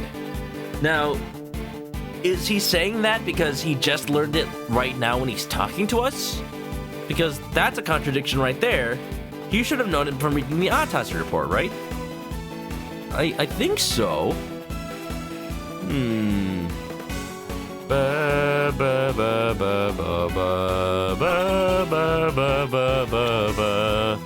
Okay, let's just go over every piece of evidence. Anything that talks about the burn mark on her hand or the gloves. So, not this letter. Not the stub. Not anything here. Okay, so autopsy report mentions it. Conductor's clothes also mention gloves. Lotta's testimony does not mention the clothes. The bull, one of them has a burn mark. The bull does also mention a burn mark. Victim's letter. Nope. Da-da-da. Wait a minute. Hold on. Wait. No, hold on. Wait a minute. Can we listen to this again? If she was always wearing gloves to hide the burn mark, why was she specifically not wearing the gloves right now? I knew right away you can't hide that burn from me. Silence, huh? That's interesting, isn't it? Objection! Hey! Backwards contradiction. Always? How about not this time? Jill Crane regularly wore gloves. If that is true, then it creates a huge contradiction. Oh? A huge contradiction, you say? I would like you to listen to the voices recorded on this stuffed animal one more time. Bzz, bzz, bzz. I know who you were right away. You can't hide that burn from me. Silence, huh? I've been waiting for my chance to get revenge all this time. Ah! Bzz.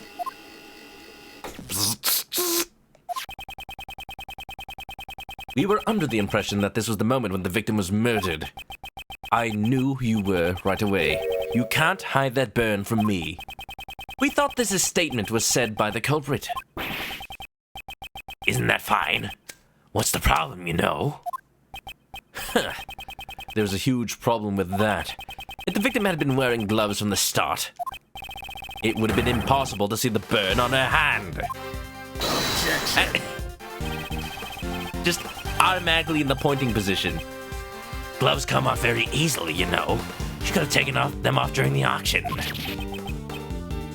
Wait, what? I mean, how could prove that she didn't? You're the one who said she uses them to hide. Like, why would she just randomly take them off? That would be an identifying scar. Like, the whole point of the auction is to not identify yourself. That's not true. Miss Crane had been wearing her gloves when I took her place.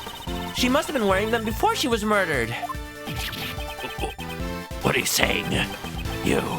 Don't you understand the position you're in? Karen, thank you. I'm not scared anymore. I have Granny here with me. What the heck do you want me to do? I'm a little old lady. I can't help you. Please, your day of reckoning has finally come. Somehow, it seems like you all want to disappear. Maybe we do. Permanently. If we disappear from your life and you disappear from ours, what's the difference? The only one who will be disappearing here is you, Blaze the Best. Hey, how dare you say that to Pops? Does it really matter if the burn mark was visible or not? It certainly does matter. If the burn mark was visible, then we'd have a complete turnabout of the situation. I went a little bit too James with that one. What are you saying? If the victim's burn mark isn't visible, what exactly does that tell you? It means that the culprit also had a burn mark. Wait, does Blaze have a burn mark? I just kind of assumed that. Sebastian, Gyakuten your way of thinking around. For once, it's the name of the series, please. Now who's the one dropping the title? Hey, look, I'm dropping the title in Japanese. I'm just being a weeb about it. You'll surely accept that, right? If the victim was wearing gloves, then a burn mark could not have been seen. In that case, whose burn mark was seen? Someone else's burn mark? Precisely. The culprit must have had a burn mark as well. In other words, I knew who you were right away. You can't hide that burn from me. The person who said this was not the culprit, but the victim. What?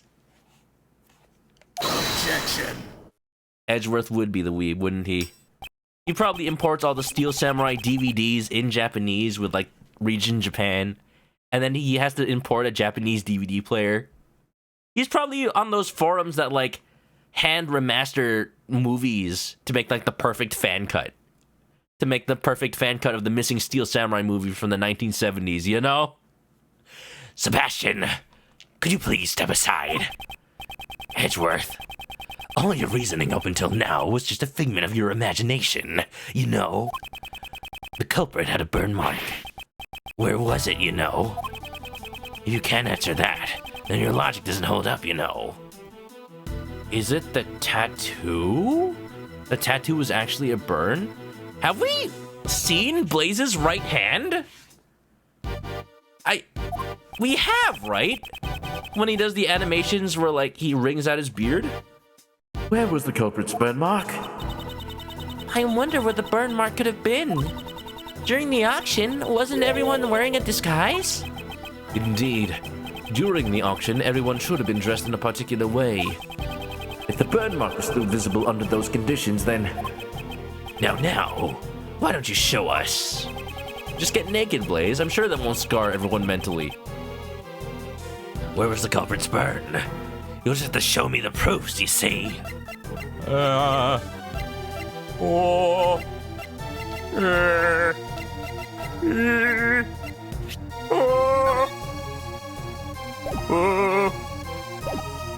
Maybe Blaze is wearing a wig right now, huh? Okay, what piece of evidence said something about tattoo? Who mentioned that? No, just no. Okay, he won't get naked. But let's have Sebastian do the investigation on that front, you know?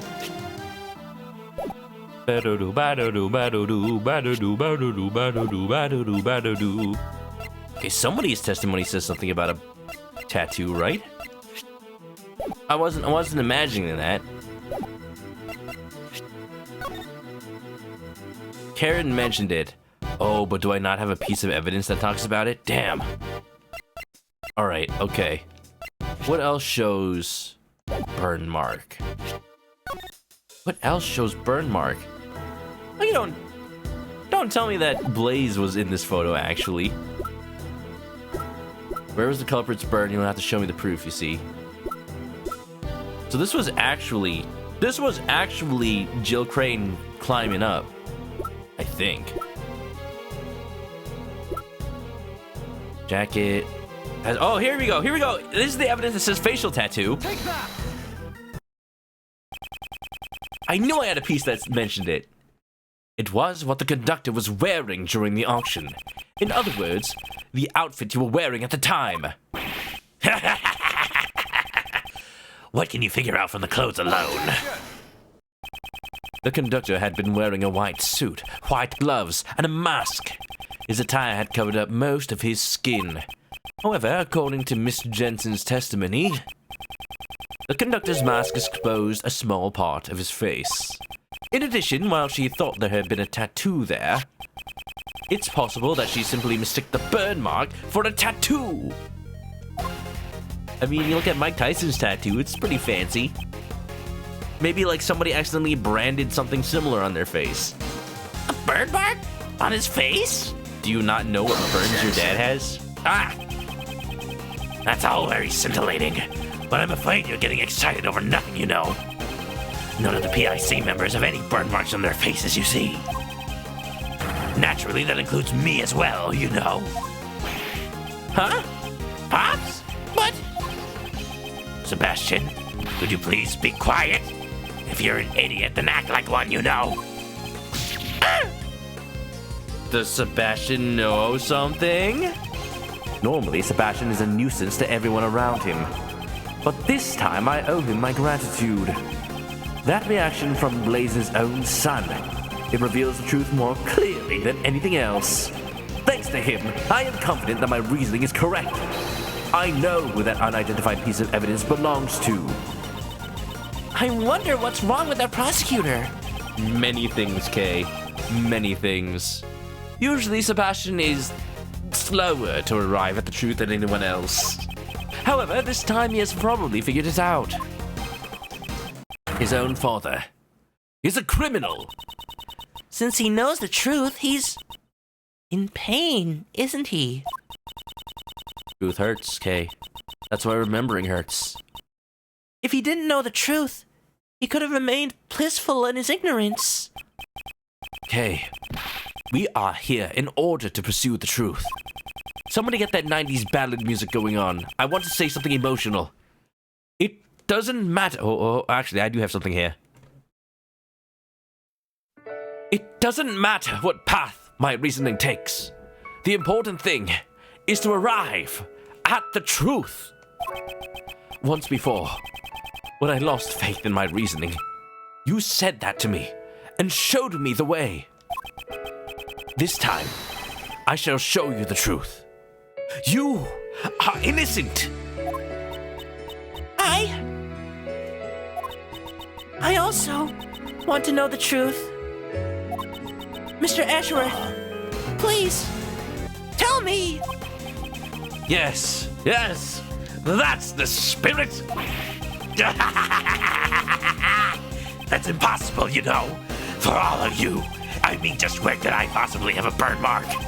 It's nowhere to be found, you see. There's no evidence to prove that I'm the culprit, you know. How about the fact that maybe you're do you even have a beard? Maybe you're just wearing a wig. Wearing a big old wig that turns into a beard. Hey! He burns his beard every now and again, right? Breakdown. Burns the beard, it makes his entire hair go up in flames. Burn mark. Got it. It's nowhere to be found, you see.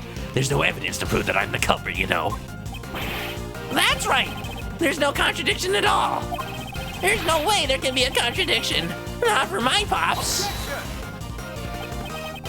Sebastian, I understand why you don't want to admit it. However, if you avert your eyes from the truth, you will regret it forever. Pops, what should I do? Beard wig.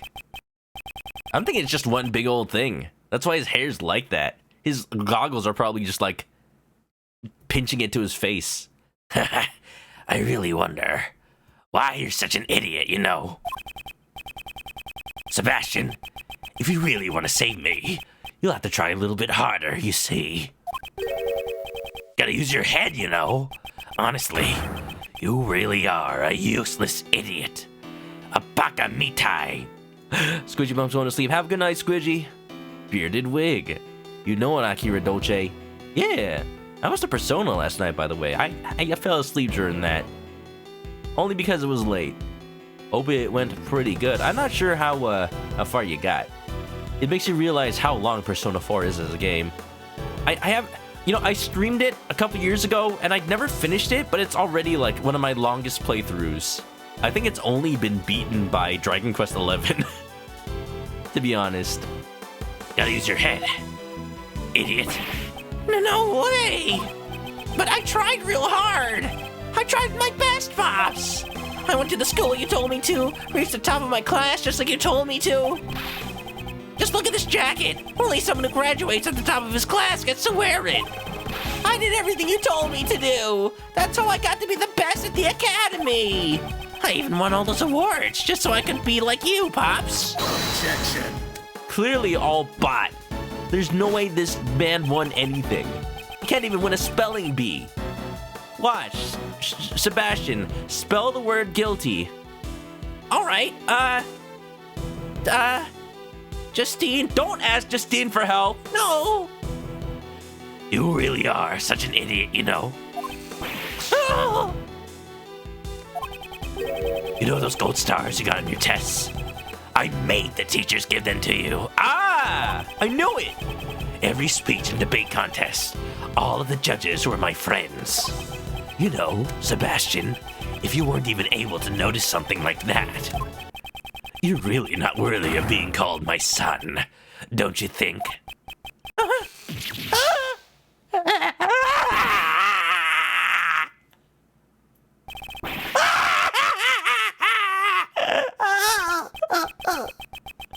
You made him cry.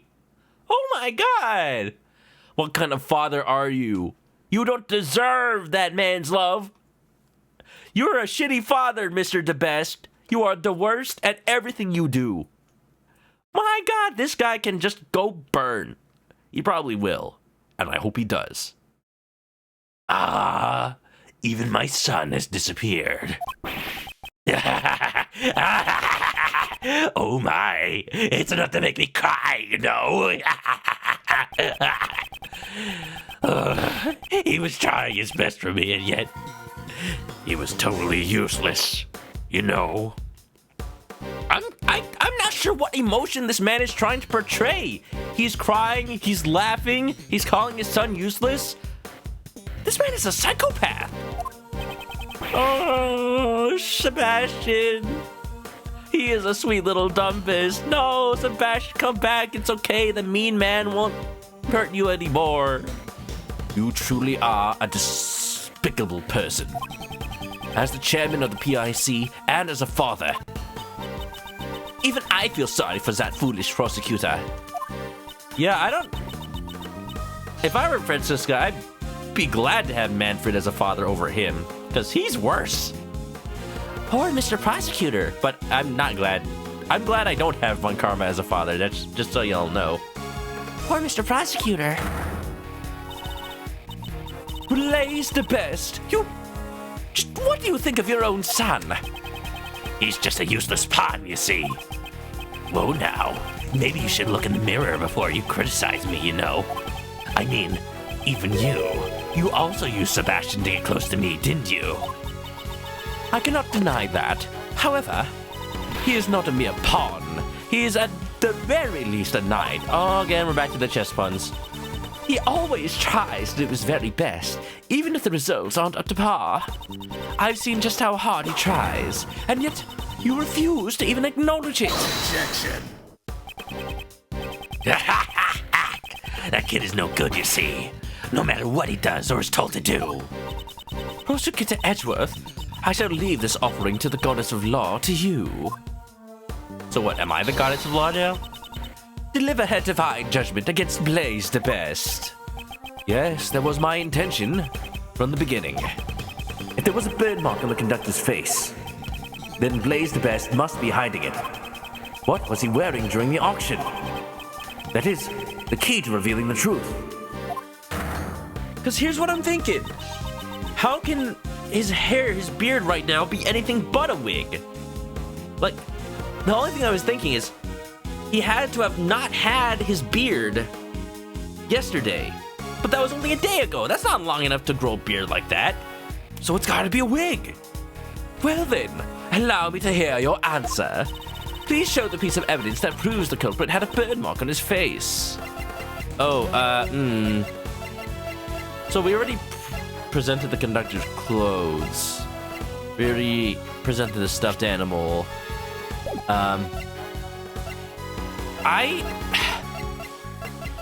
So here's what makes me feel weird about this, because Ace Attorney usually doesn't make me, like, jump logic like this. But I think it really is. I think it really is Karen's testimony. The fact that there was a wavy wig. Like the wavy hair that he has right now.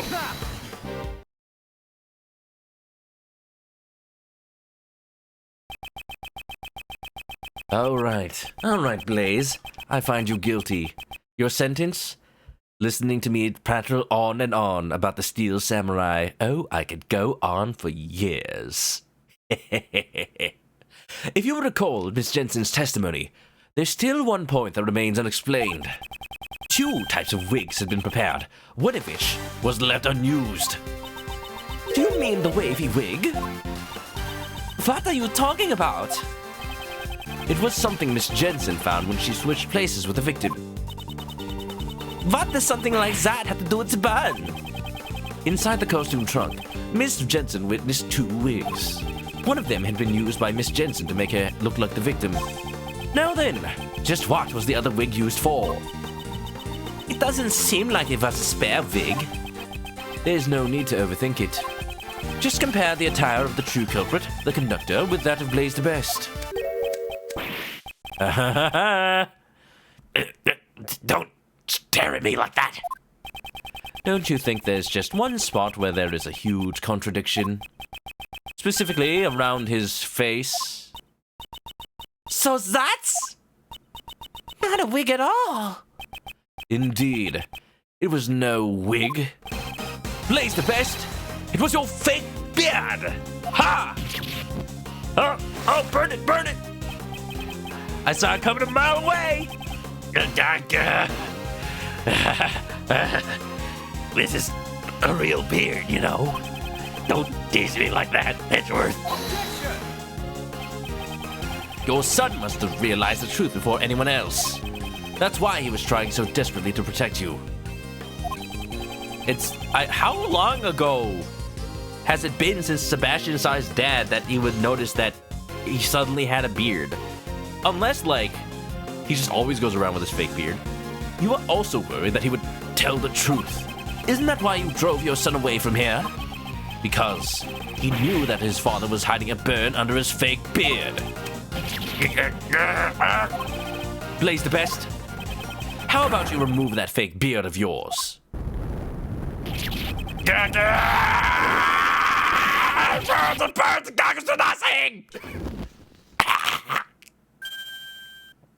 Oh God. Put it back. Put it back. I hate it. The goggles do nothing. Simpsons. A burn mark. What did I say? What did I say? What did I say? Love it. Prosecutor Edgeworth, justice has been served before the goddess of law. For that, I give you my thanks. If the man didn't just always play with his little lighter, that's clearly been modified. Oh yeah, you know, I used to know people in college who would like mess with lighters to make them like spew flame. Yeah, you know, California. It's the people who, you know, would always have a lighter ready. Would always have bloodshot eyes, you know? Manoka Insomnia, Blade Vancer, what's up? What do you walk into? Burning. I should be the one thanking you. Blaze the best, I hereby announce my verdict. Now it's a flamethrower. Yeah, basically. You shall be taken into custody for the murder of Jill Crane. So that's it? That's all? Was that easy? Wow, Blaze, you suck. You suck. Freaking what? I don't even remember his name. Freaking old man from Two Countries place. You are not. April 6th, 9:44 a.m. Grand Tower, PIC meeting room. Mr. Edgeworth, thank you very much. I'm so happy that you believed in me to the very end. How are we gonna get Kay's memories back? Is she just gonna be like this? She fell. I guess she just lost her memory when she hit her head on the ground. It was that simple. I don't know. The fact that it's anime made me think there was something more to it. Like somebody gave her like forgetfulness gas, and that's what might have knocked out Lada. I don't. It's well, I'm glad that she's mostly okay then. Nobody conspired to make her forget. She just happened to fall down. There's no need to thank me. As a prosecutor. No, as a friend. I simply wanted to save you. I guess she'll recover with time. I don't know how amnesia works in real life, but I hope, at the very least, she can recover. Prosecutor Edgeworth, I bring good tidings. What, is it almost Christmas? See me and my kin? It seems that former Chairman DeBest has been safely detained in the detention center. He's been given detention. No parole. However, the search for the murder weapon, the auction gavel, continues. Blaze DeBest is a shrewd man. There is a good chance that he has already disposed of it. Yeah, that'd be the smart thing to do. You missed the trial. Yeah, you did, Blade. I am so sorry, but... yeah, I had a feeling it might actually be a little short, but that's okay. Like, I'm okay with this being a known end, and I can sleep early tonight. There is also one piece of testimony that concerns me. Blaze DeBest mentioned that the only thing he did not fake were the letters. What do you mean? So they weren't... yeah, so they weren't working together. Jill was trying to find something of Kay's. Her memory. Where's that? Hey, wait a minute, where'd that piece of evidence go? It's gone again! Well, didn't we have it? The little journal. Oh my god, Blaze took it! Blaze took it when we... Damn it, it's gone again! First he found this letter in Jill Clayton's clothes. Then he also found this letter on Kay, who was unconscious in the storeroom. The contents of the letter seemed to suggest that the two had been corresponding with each other. You know it was Blaze the first time you saw him? Like, yeah, I kind of said it myself. I just don't want to spoil something in case anybody hasn't played Rise from the Ashes, but yeah, I had big Damon Gant vibes. Big, powerful man, position of power. Where have I seen that before in Ace Attorney, huh? Which is why Blaze the Best assumed that the two were working together. Ridiculous. That can't be right. After reading the two letters, he decided to pin the crime on Kay Faraday. In order to cast suspicion on her, he planted one of the letters in a noticeable spot. The deceased Jill Crane's left breast pocket. Isn't that just an excuse? Yes, that's what I thought as well. It may have been simply a last-ditch effort to save himself. However, before all the stern eyes of the goddess of law, these are all trivial matters. His crime shall certainly not go unpunished.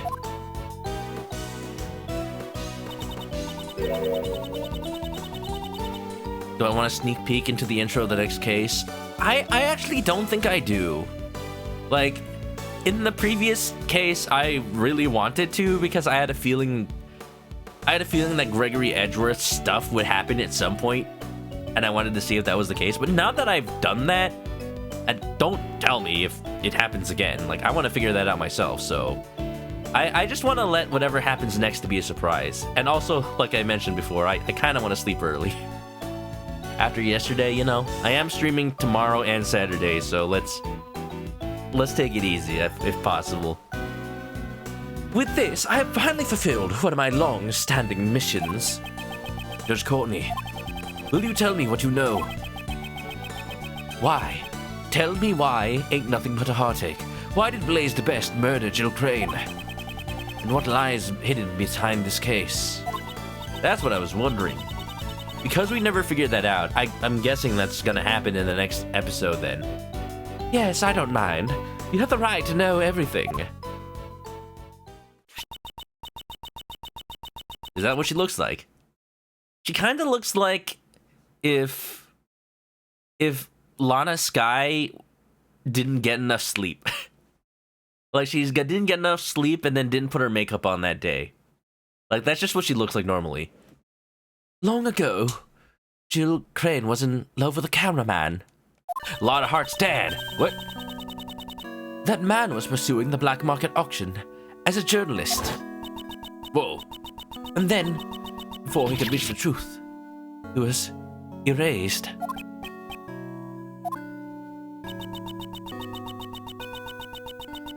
The feelings and the items Miss Crane inherited from her beloved brought her to the auction. She had come to exact revenge on the conductor, Blaze. Although, in the end, she was the one who had murdered instead.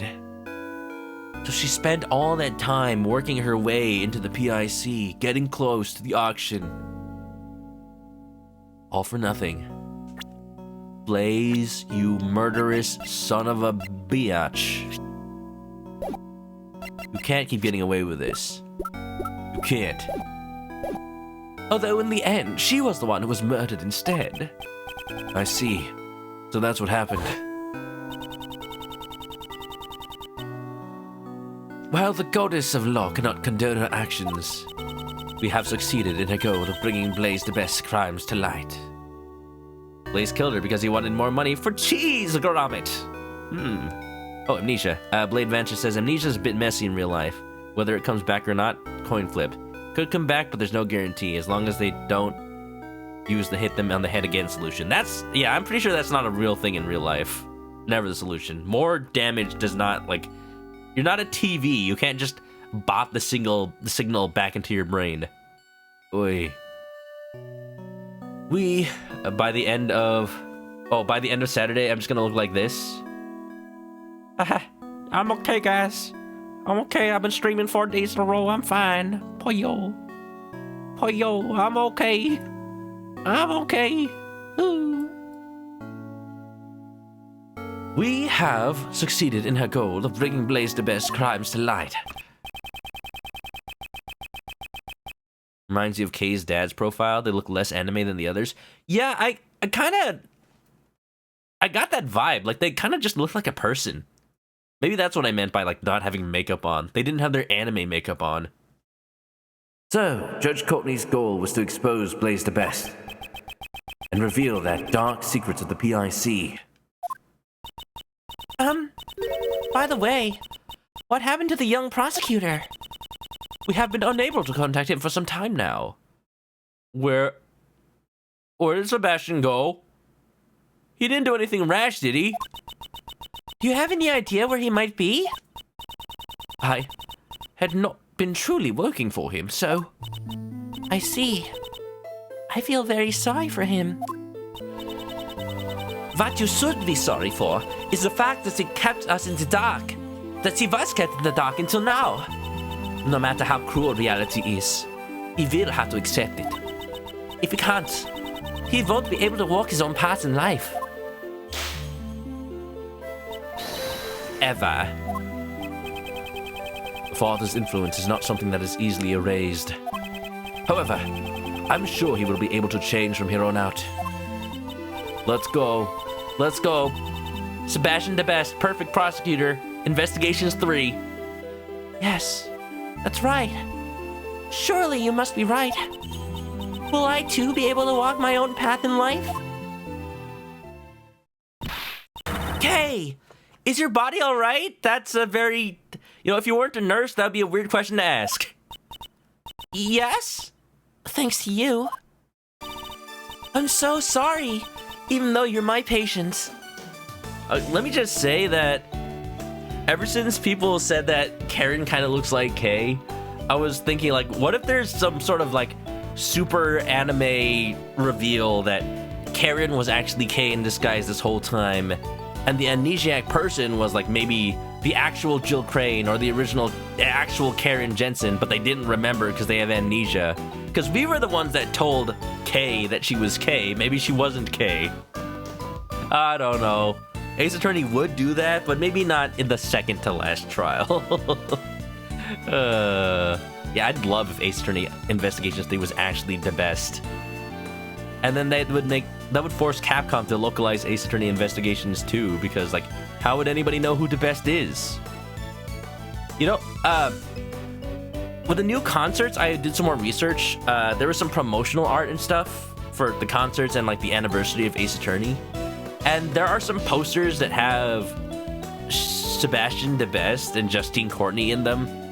And it's really weird that, like, the versions... Well, it's not weird, it just kind of makes sense. Some of the versions they gave for the US market, they just photoshopped out or just hid the layers that had Sebastian and Courtney on them. Because that game never came out here. But they deserve to be part of the crew just as much as anybody else. Come on. Anyway... You ended up getting suspected because of me. Ouch! It wasn't because of you, it was because of Blaze. Because of the conductor. Like, he put you onto it. You can't just take care of the patient's body. You gotta take care of the heart, too. Well, that's part of the body, but sure. That's my granny. Kay, how are your memories? I feel like I'm on the verge of remembering something. Well then, I shall take my leave here. I will be presiding over Patricia Roland's trial. Oh, is that happening, huh? How long ago in the game was that? I haven't been keeping track. That was in March, right? This is April 6th now? That would be the trial for the murder of Horus Knightley. Who's in charge of the defense? Miss Crane was supposed to be her defense attorney, but now that she passed away... We are currently arranging for a replacement defense attorney. Ray Shields? Phoenix Wright? Marvin Grossberg? Jill Crane had been in charge of Patricia Roland's defense? I'll also have to get in contact with Sebastian quickly, since he's the prosecutor in charge. Well, that hasn't changed. Well then. Please wait. What about Mr. Edgeworth's prosecutor's badge? What will happen to his prosecutor's badge? With the Chapman's arrest, the PIC is no longer functional. So I cannot answer that question easily. Whoa. There's a version of the animation in the overworld. I want to see that. I want to see like a third-person platformer game where Justine is like Castlevania style, just bopping enemies with her gavel. Perhaps one could say, only the goddess of law knows. But that's... You don't need to worry about me. This is the path that I have chosen. It seems you have no plans to change it either. Of course not. I chose this path to seek the truth. With the departure of Blaze the Best, the law has once again returned to our hands. Rightfully so. Courtney, you ain't too bad. You know you're really growing on me. Whatever happens in this next case, this next episode, I'm willing to hear you out. If you truly desire to continue the prosecutor's path... She said it this time. Not just me. It's not my fault. Edgeworth. I wasn't saying anything. I'm willing to assist you in reclaiming your badge. I appreciate the sentiment, but I must decline. I did not relinquish my badge with half-hearted feelings. I see.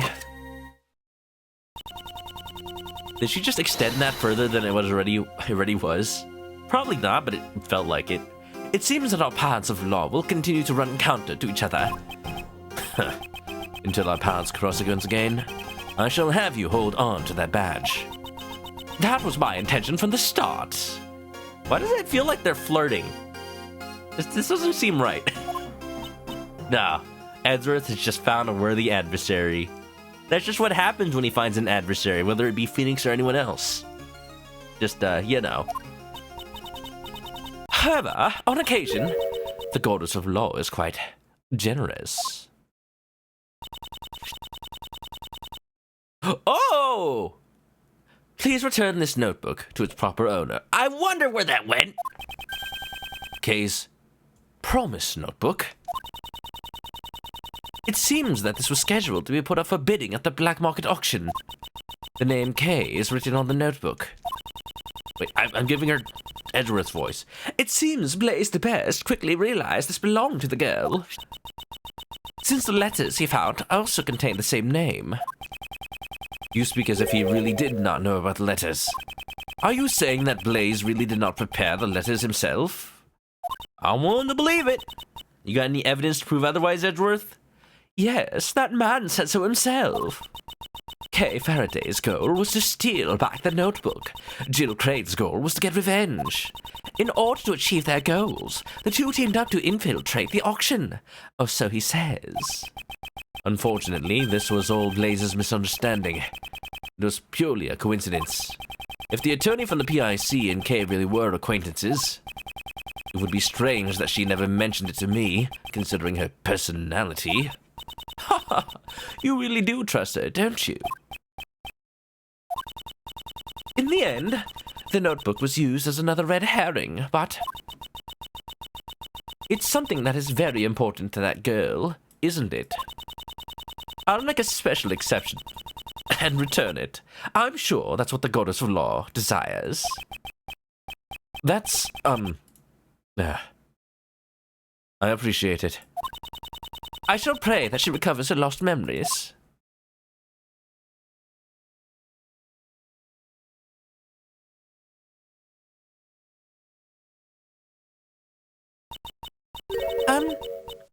Is something wrong?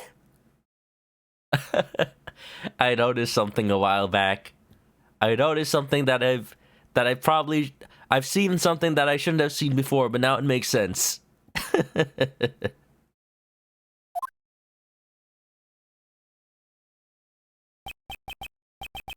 Kay, I'm returning something very important to you.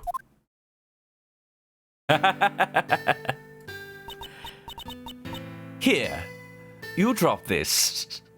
Edgeworth, that's not mine. Oh, sorry, I was meant to give this to someone else later. Here, actually. Here. This is where it comes from. I never realized this meme image was in the freaking PIC room. I thought this was like Edgeworth's office, but then I realized, wait, no, that's not his office. There's no freaking Steel Samurai in the background. Cloud University. Oh, yeah, no. At the time I looked for this image. I've seen that meme image before. I don't remember what game it's from, but maybe I'll play it someday. I guess I did. By the way, the reason this version is in HD is because this game's also on iOS. It's in iOS and Japanese, but maybe the fan translation patch works there too? I don't know. All I know is, if you know Japanese, you can play Gyakuten Kenji 2 in Japanese on the iOS. This is the Promise Book. Oh. The parallel of Kay's dad giving her the notebook and Miles, the father figure, giving it back to her. It's so... Edgeworth is the best father figure that someone could ask for. He should just, team up with Phoenix Wright, take care of Trucy, maybe also adopt Kay. Just be one big happy family. Why not? Always greet people with a smile, even people you don't know. Never cry in front of strangers. Look, Daddy, I wrote them all down. Yep, I'll be sure to follow all of our promises and become a hero just like you, Daddy. That's right. There was one more. I forgot to write down the most important promise. Promise number 5. Always try your hardest to learn about things you don't understand. I'll be sure to remember. I'll never ever forget them.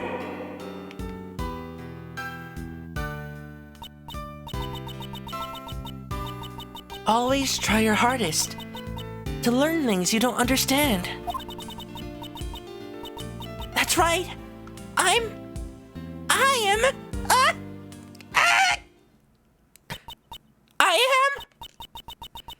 the great thief who steals the truth. Kay Faraday. I'm the second Yatakarasu and Mr. Edgeworth's assistant. How convenient. All you had to do, give her back the book. Oh, I'm very sorry for how much pain that must have put you in, but glad to have you back. Look at that smile on her face. Oh. The game makes sure you know. Edgeworth is, damn, I love fishing. Kay, you remember? It's kind of embarrassing, though. Thank you so much. It's all thanks to you, Mr. Edgeworth. Even when I lost my memories, you were still always trying to save me, right? Amnesia cured. Oh, anime. Oh, anime. By the way, Blade mentioned you're gonna post a video in the Discord about the amnesia trope. Ooh, that'd be pretty interesting, actually. I do like watching TV tropes, or looking at TV tropes for all the examples of tropes used badly, and ones where they're used goodly. It seems you're back to normal. Wow, Kay, you gotten better. Your health comes first. Now you can relax. Here, have an injection of, Water. I don't know. Saline. Just make sure you don't run off and lose all your memories again. Miss Jensen, Dr. Young, thanks for worrying about me. Hey, if you're feeling all better, how about changing back into your own clothes? I washed your clothes for you, Kay, so they're nice and clean. I was gonna say, I hope I did a good job of differentiating all the young girl voices that I've had to do in this one case. So, Karen kind of sounds like, a little bit more of a caretaker, so she's always concerned about how people are feeling and whether or not they need an injection. Kay Faraday, of course, is the great thief, Yatakarasu. But when she lost her memory, she's a little more soft-spoken. And of course, Ima Sky was mostly talking about girls. Hot! These clothes. Wasn't Detective Gumshoe holding onto them? He said forensics was done with them, so he gave them back to me. I'm doing better than you have. Well, thank you, Blade. Have they revealed the results of the analysis yet? For context, this isn't a terrible amnesia plot. Oh? Is it actually medically sound? To be honest, I actually didn't think to ask about that. Now, more importantly, let's hurry up and get you changed, Kay. Still. Isn't it better if we do not remove her bandages? She should be fine now. Wow, that's a fast recovery. Just 2 days ago. Kay just bumped her head. She didn't really have any other major injuries. Just making it look bad for the sprite as if she did fall off a building. Then why was she so heavily bandaged? Better safe than sorry. A pound of prevention is worth an ounce of cure. That's my motto. Man, that is a waste of hospital resources. What a troublesome motto. Come on, Kay. Let's get you dressed up over there. At least bring her to the storage room or something. Now, this is definitely what a great thief should look like. Good. I do not want to know how long it took you to get your hair back up like that. A smile certainly suits you best. In the past, and now it's well. Miss Von Karma, thanks for coming too. I only came because Scruffy asked me to, not because I like you or anything. Baka! That's Scruffy. He also wanted to see your energetic self again. Gummy! What happened to Gummy? Who knows? Maybe he was disgusted with the man who was willingly threw away his prosecutor's badge. Oh, Detective Gumshoe. I must be going soon. I'll be taking these ladies in for questioning. Got a lot of questioning to do. What's gonna happen to the two of them? One aided in the murder of an attorney. The other forged an autopsy report 18 years ago. Oh, come on. Hasn't the statute of limitations ended for that one? She didn't go to a foreign country. Those crimes definitely won't disappear. Of course, I will mention in court that they were being blackmailed by Blaze. So they might get a flight. We'll be just fine. As long as Granny's by my side, we're invincible. Aww. Well, that's adorable. Come on, Granny, strike a pose too. Bonus points to the writers if Kay struggles to remember details and has a few minor other signs of prior brain damage. That's how brain damage works. It doesn't go away immediately, doesn't come back all at once. Brain science isn't exactly a science. Well then, take care. Go take care of yourself, Francisca. Ah, we just stayed here. Lada, why are you here? We're trying to have a moment. Now then, Kay. Sorry to ask so soon after you regained your memories, but I have some questions. Sure, ask me anything you want. Francisca's line was a reference back to Ace Attorney Investigations 1.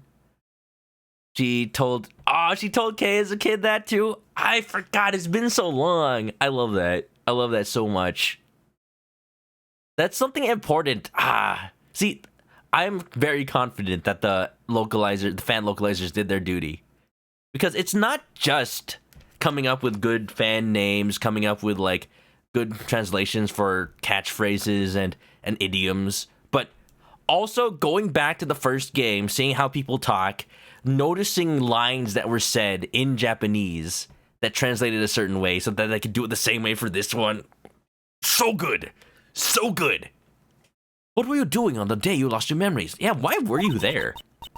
On that day, I was asked to come to Gourd Lake. This is not Gourd Lake. Why? Also, what was the deal with the people shooting a film here? I thought they were gonna do more with that, but it just kind of happened. I don't know who called me there, though. Oh, look, the samurai stand. As I was watching the moon at Gourd Lake, a person in a red raincoat approached me. Wait, what? All of a sudden, he used some kind of drug to knock me out. What? What is she saying? The place where Kay saw the moon was at Gold Lake? So that's why she thought it had something to do with the stand here. No, it was just a similar looking stand.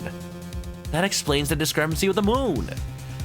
When I woke up, it seems like I somehow ended up on the roof of the Grand Tower. My mind was still in a daze, so I stumbled around for a bit. That's when I found the person in the red raincoat collapsed. I was startled, and when I stepped back in a panic, It's always frickin' Gourd Lake. I fell from a high place and got knocked out cold again. You know, Los Angeles' famous Gourd Lake. When I woke up, all my memories were gone. The person in the red raincoat. Who exactly was that person? Oh yeah, I was certain that I saw them walking in midair. Somehow this is all starting to make my head hurt. Please calm down. You're just a little confused because you've only recently gotten your memories back. Most likely, this is the main cause of your confused memories. You fell in a hole. Your memories are two places. Your name on the notebook. Your name on the notebook? No. It's probably the fact that you're remembering two places at once. Because the way you said them to me back then, you thought it was on the roof. Like, your brain still has to, like, separate them out again. This is probably the main cause of your confused memories. You saw the moon at both the Gold Lake Park and the Grand Tower rooftop, which led you to confuse the two places. Huh? But aren't they totally different places?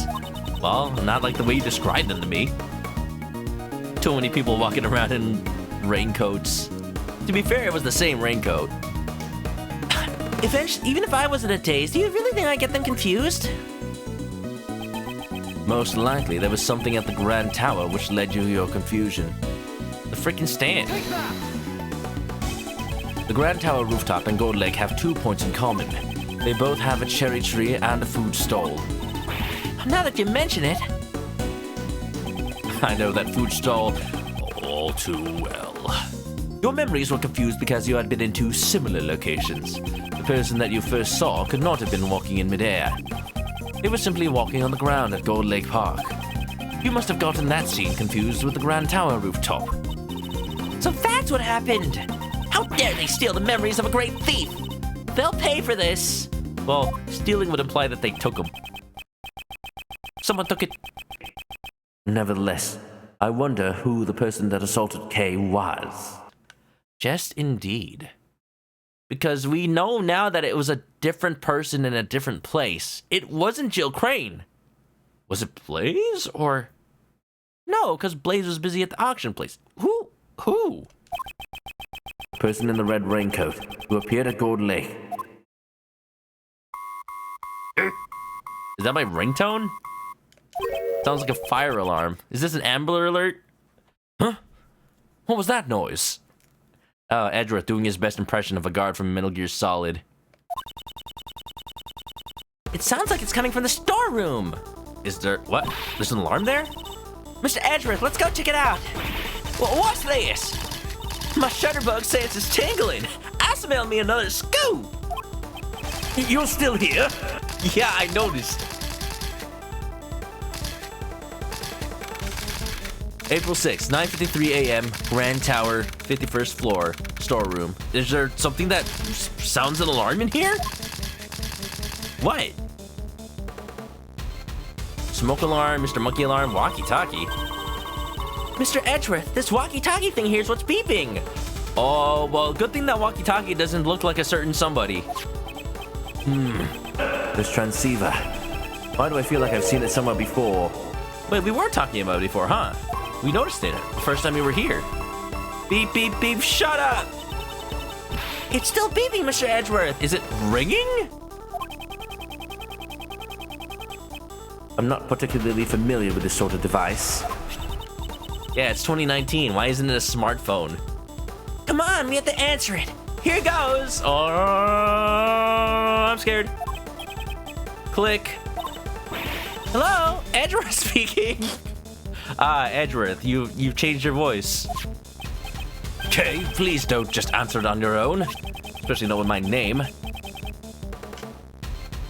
I am speaking with Mr. Miles Edgeworth, I presume. This voice is Shelly the Killer. No, it is Shelly. What voice did I give him in the first part? Hold on, I need to go back. Hold on, give me a second. Hold on, give me 1 second. I need to go back to the first part. I forgot. I think it was this episode. I'm glad you're. They're not actually the audio. Oh, there you go. Developer 4. I think I remember now. I gave him like kind of the same kind of accent as a Cyberman from freaking Doctor Who. And you'll have right play. What? And the police are a suspicious lot. Yeah, there you go. Shelly the Killer. I congratulate you on resolving the case. However, can you truly say in good conscience that it has been solved?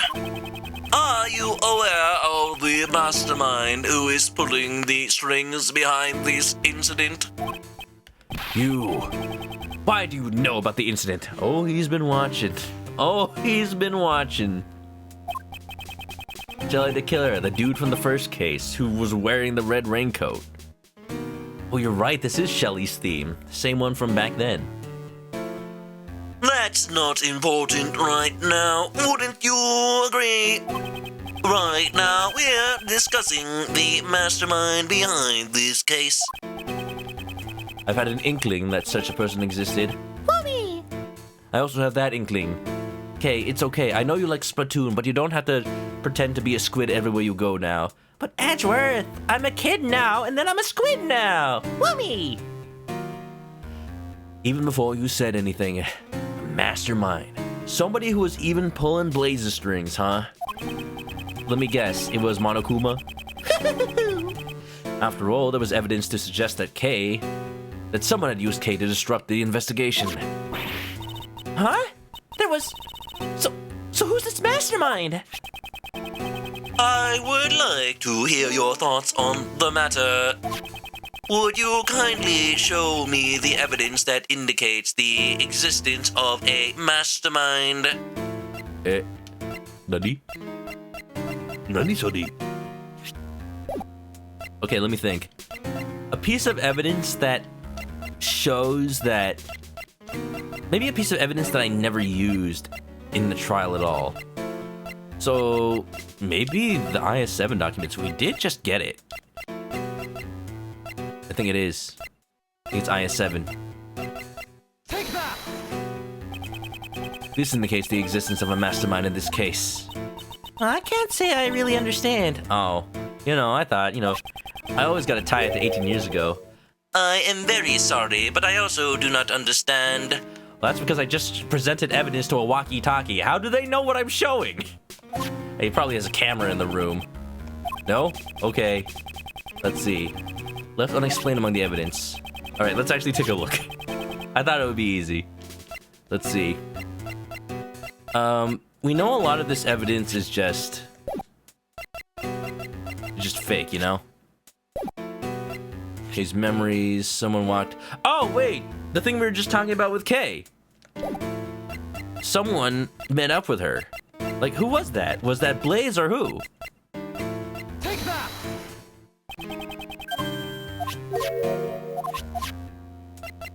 Hold on, no penalty. Just everything one by one. Take that! Stuffed animal. Did the mask ever get explained? Yeah, it's just one of the masks they had that had a voice changer in it. Like, everything basically on this page is, like, just given to her as fake evidence, so... To be fair, though, the Gem and Ninja mask, we heard in the trial specifically, not the trial, but yes, the trial specifically, that the masks were put back in place. So someone took this mask off and put it back on her. Is that it? No. No, that's not it. Conductor... Autopsy... Letter... Oh, this one talks about revenge. Hey? 12 years ago. We never did explain that. I think that's it. Like, actually looking at the evidence. Like, what's up with Jill's motive? It was the letter that Kay allegedly sent to the victim. Come to think of it, I don't remember writing that letter at all. Oh, that's right. We should ask her about these now that Kay has her memories back. Who could have prepared this letter? I too am quite curious to know. So you're not the one who wrote the letter? What could I possibly gain from doing such an act? Is it not necessary for you to stand in court in order to make the truth clear? What can you possibly do now that your badge has been taken from you? I look forward to finding out from the shadows. This man, how does he know that? Do we have an understanding? Please ensure you do not betray my trust. Now then, if you'll excuse me. By the way, this walkie-talkie will now self-destruct in 3, 2... Gumshoe, think fast. Ain't no gumshoe here. Yeah, what you throwing at me?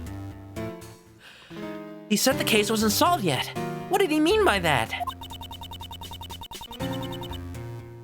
And why would Mr. Daykiller even bother telling us that? Nothing makes sense anymore. So the letter was forged, but wasn't by Blaze. Huh. This case has not reached its true conclusion yet. However, although I've lost my prosecutor's badge, who I am still has not changed. While I don't know where this may lead me, I shall reveal the truth. I swear it. The end. Now, hey now. Forgotten turnabout? The grand turnabout. Da. I'm saving the game and then I will close the emulator before it plays the cutscene automatically. Ha. Oh yeah, just in time. Wow, 2 hours, 41 minutes. Yeah, that's a pretty good comfortable time. I'm okay with ending at this point. Hey. Well, hey. Well, hey, we finished another case, everybody. And boy, oh boy. You know what? As far as cases that involve evil man that just says no you, because, yeah, you know, that's not my favorite thing in Ace Attorney, because they've done it a couple of times now, and, like, Ace Attorney Investigations 1 was the worst about it. It made sense that Caracus. Sorry. The fact that, like, he would think so highly of himself because he literally was, like, the leader. But, like, they can't keep doing that in Ace Attorney. They can't have people immune from the law all the time. So, I was kind of a little bit afraid that Ace Attorney Investigations 2 would be more of that. But I will say, I like the way they do it here, where it's so clear that nobody is intimidated by him. Nobody's just like, oh no, what can we do? I mean, one time, Edgeworth goes like, is this my end? Is this our end? Freaking same line from Danganronpa, probably. And then, out of nowhere, I didn't expect it at all. Justine, she just said, okay, I'm done playing. I actually was on your side this entire time. How dare you? Oh no. Pretty good. Like, yeah, no. Tear him down. Give us what we want in Ace Attorney and make these people not actually have that power ever. In the same way that he felt like he was safe from the beginning, he is actually doomed from the beginning. It was always Justine's plan to expose him. Like, the Sebastian the Best would have probably known about the burn had Karen not been there. It's like, all of this coming together. Like, everything was safe. Like, I bet Justine knew exactly what to do had Edgeworth not done it for her. Like, who to bring in, who to talk to. The role she played was leading Edgeworth into the lines of questioning that would let him figure it out. That's what's cool about Ace Attorney. That gives me feelings of like Edgeworth back in Ace Attorney 1, where even though he was against Phoenix in like the second trial, all of a sudden, like, wait a minute, you're at the end of that, he's like, wait a minute, you're the prosecution, you're supposed to be on my side. That kind of stuff makes me love Ace Attorney. That kind of stuff where they work together to find the truth after it hides itself away so maliciously. That's what Ace Attorney is to me. And I love it. I love it. I don't know. I have no idea what's gonna go on with the next case. I guess there might be flashbacks, but you know, if it flashbacks to 12 years ago, I don't think it'll have anything to do with Gregory Edgeworth. He'll be kind of dead. So maybe things to do with like a young Edgeworth. How old is he right now? 27, something like that. Yeah, I don't know. I don't know. I forget how old he's supposed to be. I don't want to guess out loud. I don't want to make any like predictions that are just so obviously wrong. I'm just gonna say next week, we're gonna be playing the next case. But for now, we're gonna give it a little bit of a rest for Ace Attorney Investigations 2. Yeah. And we like Courtney now. Yeah. She hated the fact he relinquished his badge. She's feared he wouldn't be able to do anything. Quite the opposite. He was free from his cage. Aw, yeah. Anyway, y'all, next case next time. Tomorrow, Metal Gear. Colonel. And also Saturday, Splatoon. Be there, be square, be whatever you want. Be a cylindrical murder weapon. Just don't be late. Or do. I don't mind. Have a good night, everybody, if you're going to sleep. If you haven't already... Oh, wait, first of all, time's running out for your submission for the monthly prompt. I gotta make mine as well, but I'll probably draw it on Sunday, I guess. I got time. Monthly art prompt, draw a character from a crossover game, except they're not in the crossover game, but you wish they were in the crossover game. Yeah. And if you haven't already, follow me on Twitch to catch me live next time I'll play this or any other game. Subscribe to the YouTube channel to look at VODs of games I played before, like the first Ace Attorney Investigations, or I actually did one stream of Ace Attorney 1 with a friend of the stream, Bradderfield. That was way back a long time ago. He was able to come over and help me do voices, but that's not as possible these days, so who knows if we'll ever make that happen again. Thanks for the water, Lemonade Cafe, by the way. Follow Twitter and Discord for updates, and if you have to go to sleep, I will let you. And I also don't mind extending the deadline for the stream art deadline. You know, maybe I'm a little bit late on it too. But yeah, have a good night, everybody, and stay clocky. Bye bye.